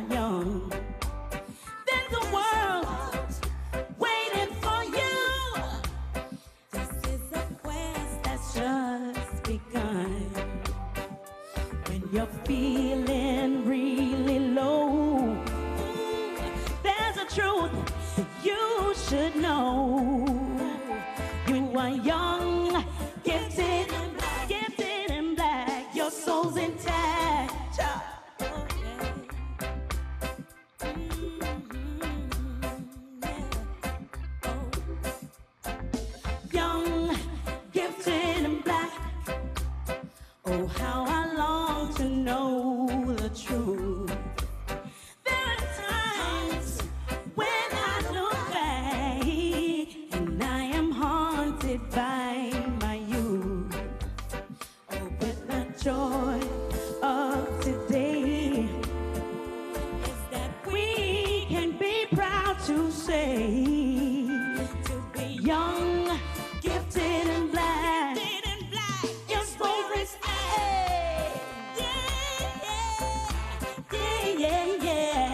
yeah.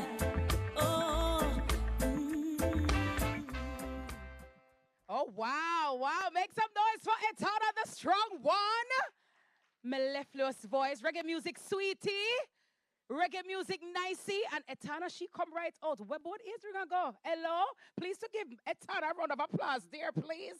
Talk about swag and presence and coming out every day.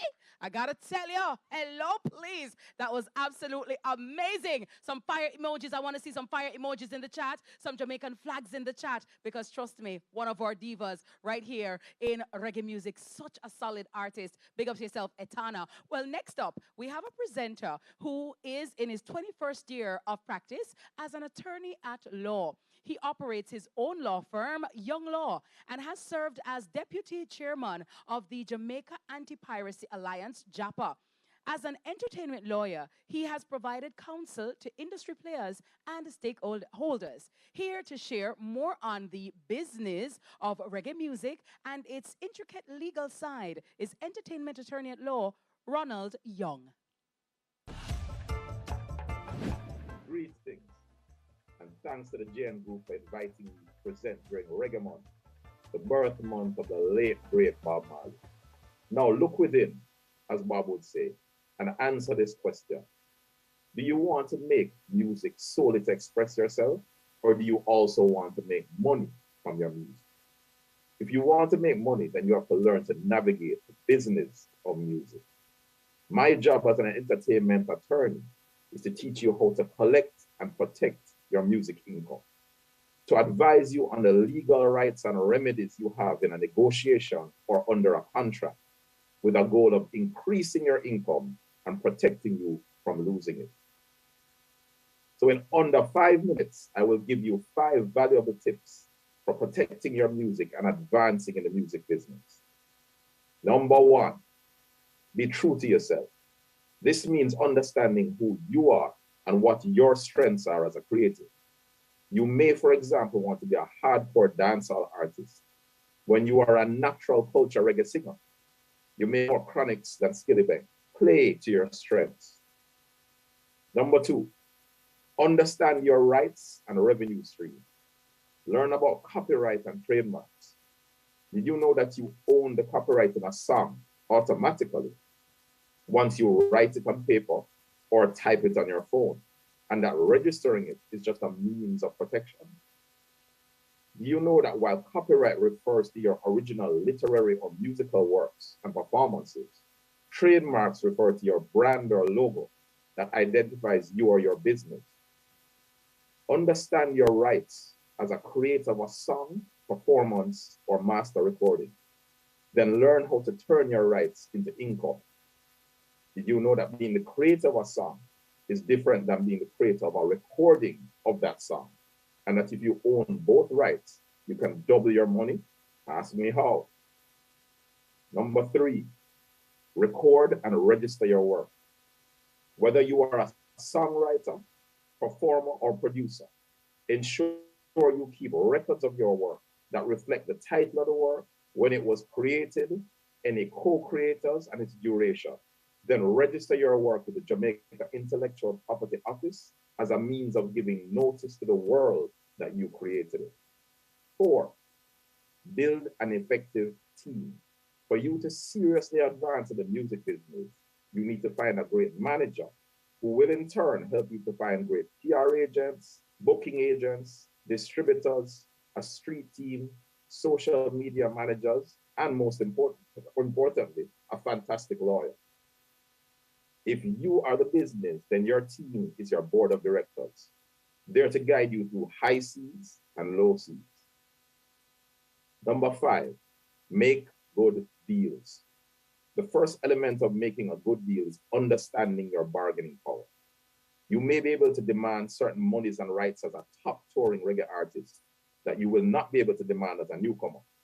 Don't be penny wise and pound foolish. Always look at the bigger picture. But whether you are a new or seasoned artist or producer or performer, you will be faced with contracts where you are to receive money from other parties, from sales of your music and image. So ensure that you pay attention to the following key clauses and ensure that they are included in your contracts. A duration clause, B, an income clause, C, an accounting clause, D, an audit clause, and E, an exit clause. The duration clause essentially sets out how long the agreement is for. Ensure you don't tie yourself into an overly long contract, especially when you aren't sure of the track record of the other party. 2, the income clause. This sets out what percentages of money you are to receive, what lump sum payments and advances, and what deductions can be made from those monies. For example, for marketing, manufacturing, and distribution. 3, the accounting clause. This says that the other party must send you regular statements showing how sales are going, what expenses were incurred, and how much money you are to receive. 4, the audit clause. This allows you to take your auditor and examine the books and records of the other party to ensure that the money the other party says you are due is in fact correct. Finally, the exit clause. This allows you to exit the contract where the other party is incompetent, unresponsive, or has breached the agreement in a serious way. The music industry can be treacherous, but it is also the road through which your dreams can become reality. So whether you are a reggae ambassador, the girls them sugar, or an unruly boss, make sure you take your music seriously and surround yourself with the people and the mindset that will propel you to the highest of heights. Thank you. Wow, amazing stuff there. Excellent presentation, Ron. And as an attorney at law myself and a media practitioner, I definitely can agree with those salient points. Well, next up, we have Christy Barber, a Grammy-nominated music producer who has produced music for the likes of Jay-Z, Pharrell, Damian Jr. Gong Marley, and Stephen Marley. She is a 30-year music industry veteran who has served as co-chairman of the Reggae Grammy Screening Committee for approximately 12 years. She's right here on JN Talking Reggae. Thank you very much, and I'm incredibly honored to be asked by Jamaica National to be a part of this reggae symposium. Today I'm speaking about an issue that's near and dear to my heart, that's incredibly important to the reggae music fraternity, and that's about the Grammys and the Recording Academy. I'd like to give you the Academy by the numbers and how the voting process works. We have 29 fields within the voting process. 29 fields are made up of 84 categories. We were able in years past to be able to vote in 15 fields outside of the general fields. As of 2021, the Recording Academy has changed that so that we are now, as voting members, only allowed to vote in 3 fields outside of the general fields.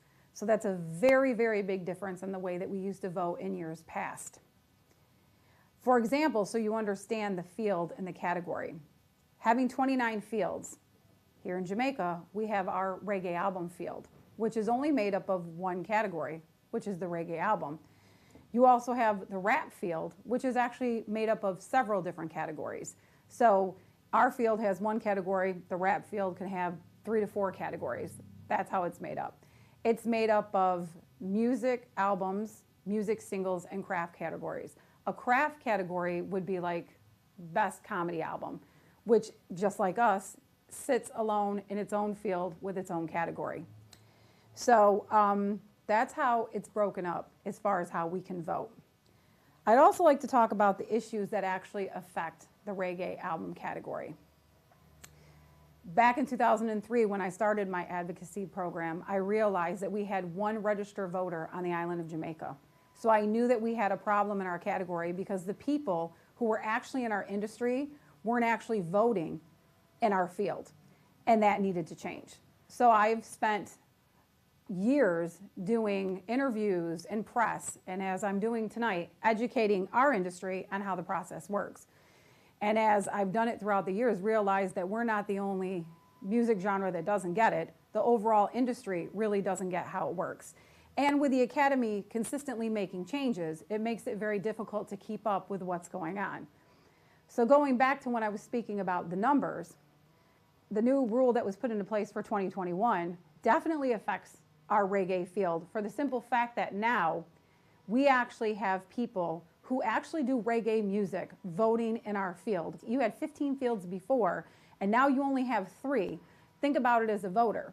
If you're not in the reggae industry, you could choose a rap field, you could choose a country field, you can choose these fields that have several categories in it where you feel like you're getting more bang for your vote.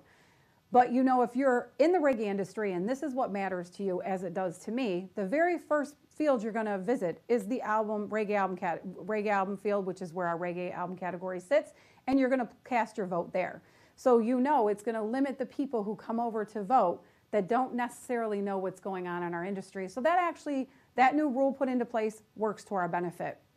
Another thing, issues that we have, in the past, people have always asked for another category for us within our field. Back in the 90s, when I got involved with the Recording Academy and really getting involved in 2003 with this campaign, I had put petitions in, and other people put petitions into the Academy to try to get another category. Everybody wanted to do a reggae category, a dancehall category. Unfortunately, it never happened, and I don't actually ever see it happening for the simple fact that the Recording Academy, the main office that's based in LA, is a very small staff of people. And the Academy tends to take away fields, not put more fields in. Because the more fields you put in, the more categories involved, the more work that has to be done.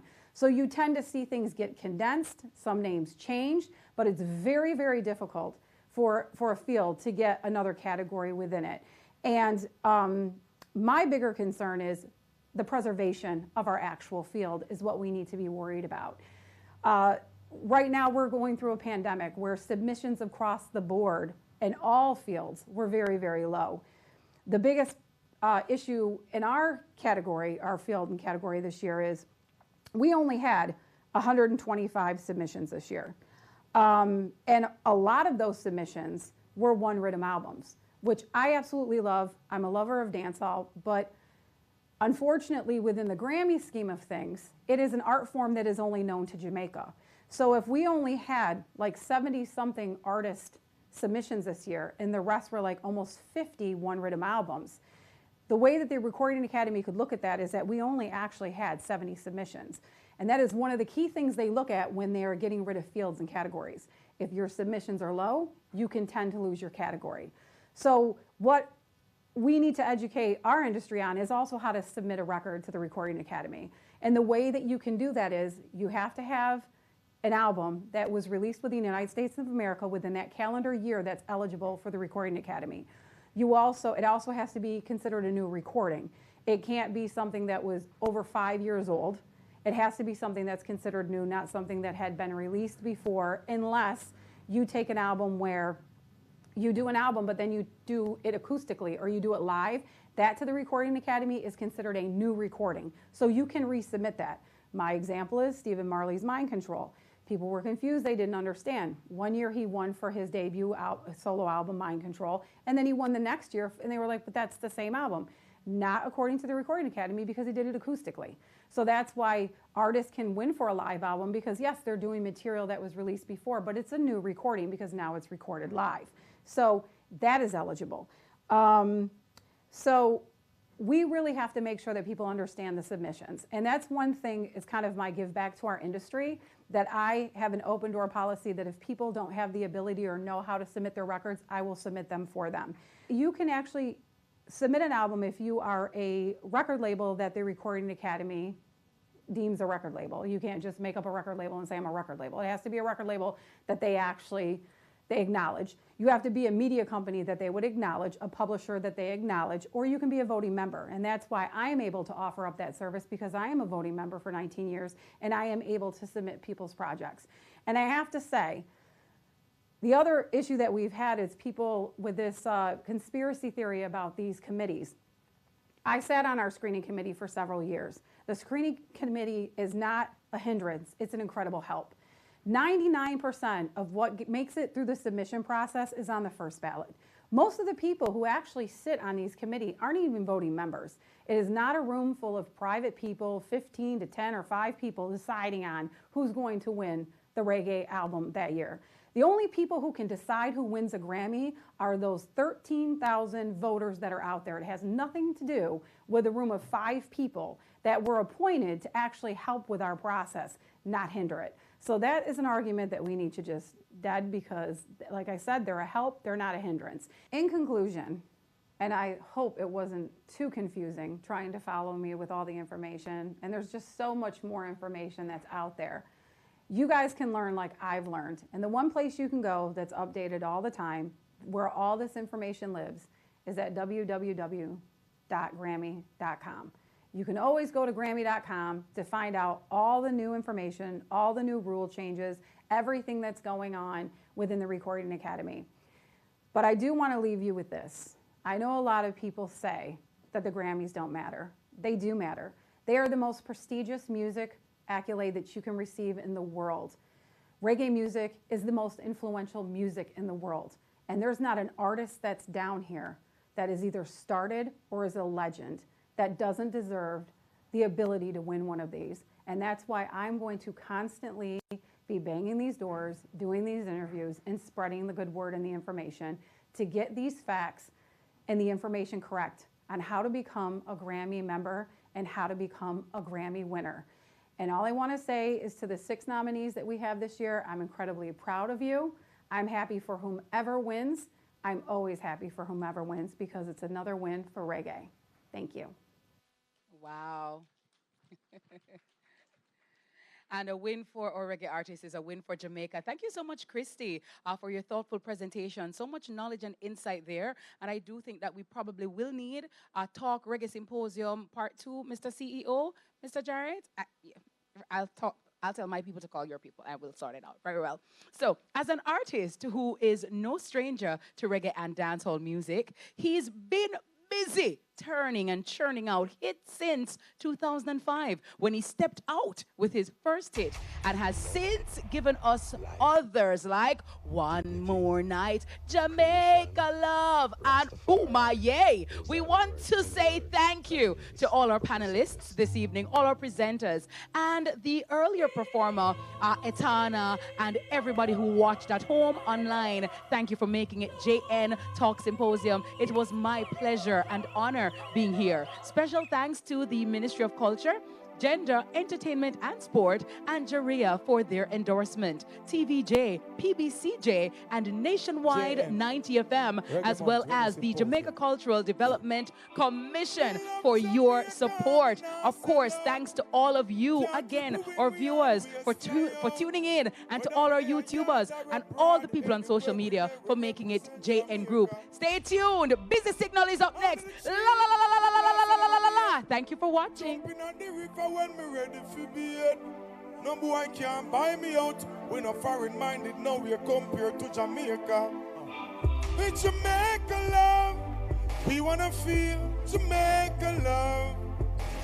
Now when I represent the citizens of Jamaica, and JN we represent all over. It's Jamaica love, we wanna feel Jamaica love. Represent the people of Jamaica. Reggae Symposium, JN. Represent when you're born. Tune up hurricane and storm. From the crime rate chop, when no matter about that man, still a hustler and a guan. Yard man have the link to the link, pick on the Kenya, then American England. Make sure that when they're from and not see mama visit. Hey, then come here, we build up the foundation. All yard man say we have ambition. Now flash out all the money back, it's a sweat, and guns and ammunition. Real Jamaica, me say show me the hand. Represent where you stand. JN, Reggae Month, tell you straight to we are one and say, Jamaica love. Represent. Yes, girl. Flowers in my garden. Pretty little, pretty baby, yeah, yes, yo. He said you, no other one but you. Baby girl say it feels so right, so good. A Reggae Month, you know. Hey, JN girls, that mean what me saying from me heart. Baby girl, me and you will never part. Girl, me say you got me in a comfort zone. Every time me leave, me dying to come back home. Yes, baby, I no games me a play. I and I woulda never ever stray. Girl, me say you got me in your comfort zone. Get me solid as a rock, you know me tough like stone. I believe that love is a powerful thing, a feeling deep within. And if you believe in love, free up your mind and let this flow within. As early as the morning start, I'm giving thanks for this lovely thing. Girl, with every beat of me heart, swear that two would never part. I know other girl no hold me so tight yet, baby. None of them never squeeze me so, treat me so. Lord, you feel so right. No girl never squeeze me so tight yet. Yes, man, a reggae month. You know it go, right? No matter what time of day. Reggae symposium. Babes, baby. Whoa, whoa, whoa, whoa, whoa, whoa. Whoa, whoa, whoa, whoa, whoa, whoa. Ah, girlfriend. Ah, ooh. Hey, babe. Hey, JN, Reggae Month. I wanna give you some sweet love, on the night shift, and them girl up on the night shift. Yeah, oh baby girl, hold me tight. I wanna treat you right, yes. On the night shift, baby. Alright then, when no man want loving in the night, yeah. She clear rubber dub under them bedroom light, yeah. Crawl up in my arms like a spider. But if it's in a difficulty where she inside, she introduce you to the bony energizer. Loving in abundance, get cosminomizer. Starts up, alright then, me representing for the ladies, but I want a reggae month. I said, I wanna give you some sweet love, sweet love, sweet love, whoa, whoa, whoa, whoa. On the night shift, representing the ladies all the while. Reggae style. Reggae Month Symposium. Reggae Symposium, yes. Yeah. My ladies. Hello, baby, can you come over? Right now, loneliness taking over. Need you tonight, I'm a lover. Come warm me up under the cup. Make we rock till the lampshade turn over. Rub me chest, rest your head by my shoulder. I make we listen some Anita Baker. Make love and wake up. Alright then, yes. Girls, you're all I need. And I'm always missing you. Miss you, baby.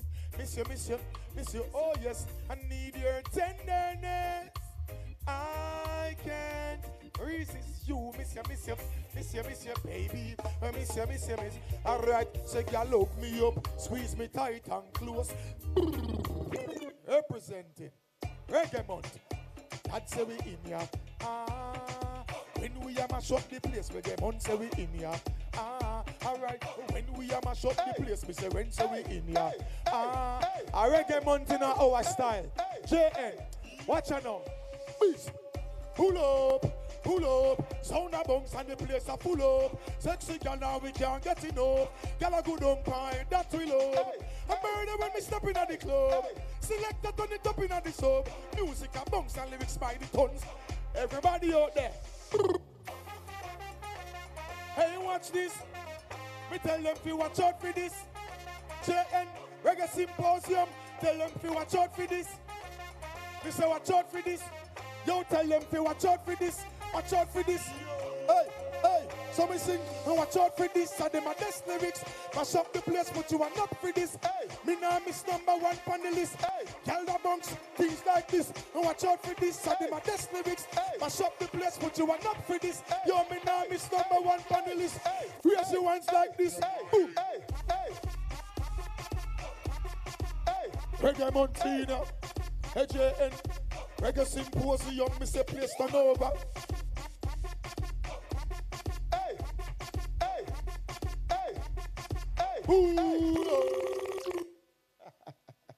Reggae Month, and that's how we stay.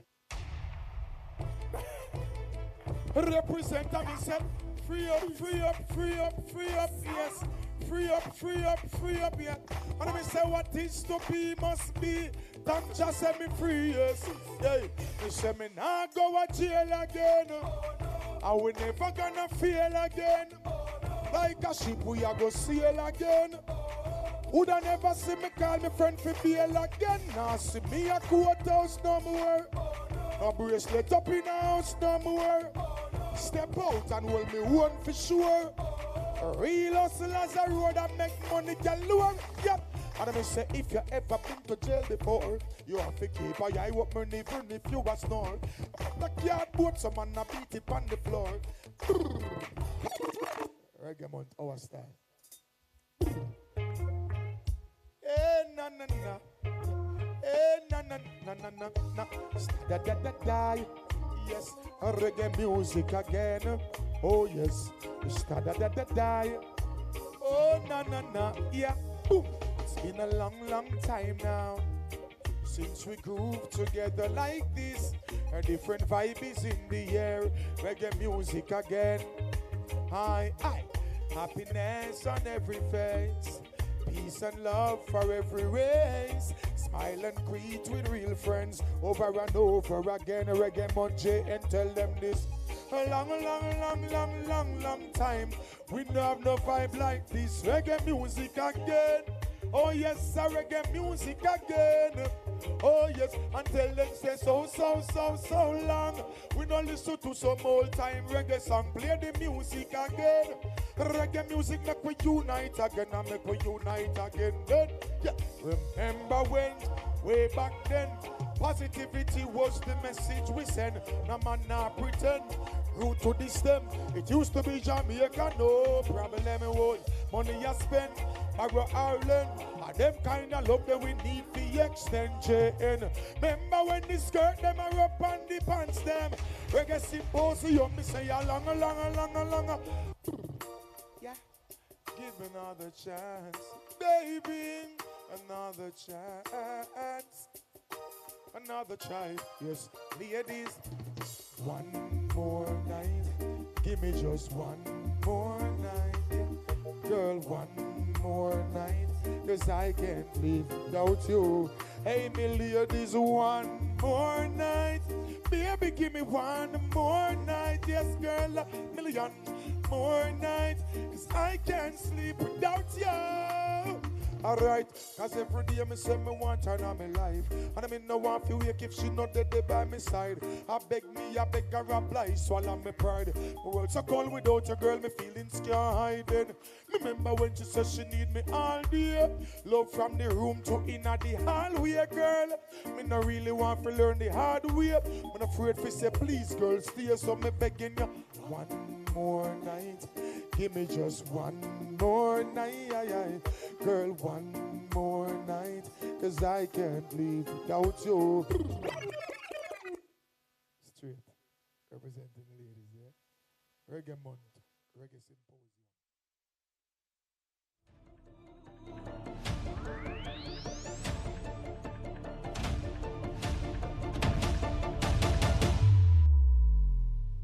Building a vibe, building a nation.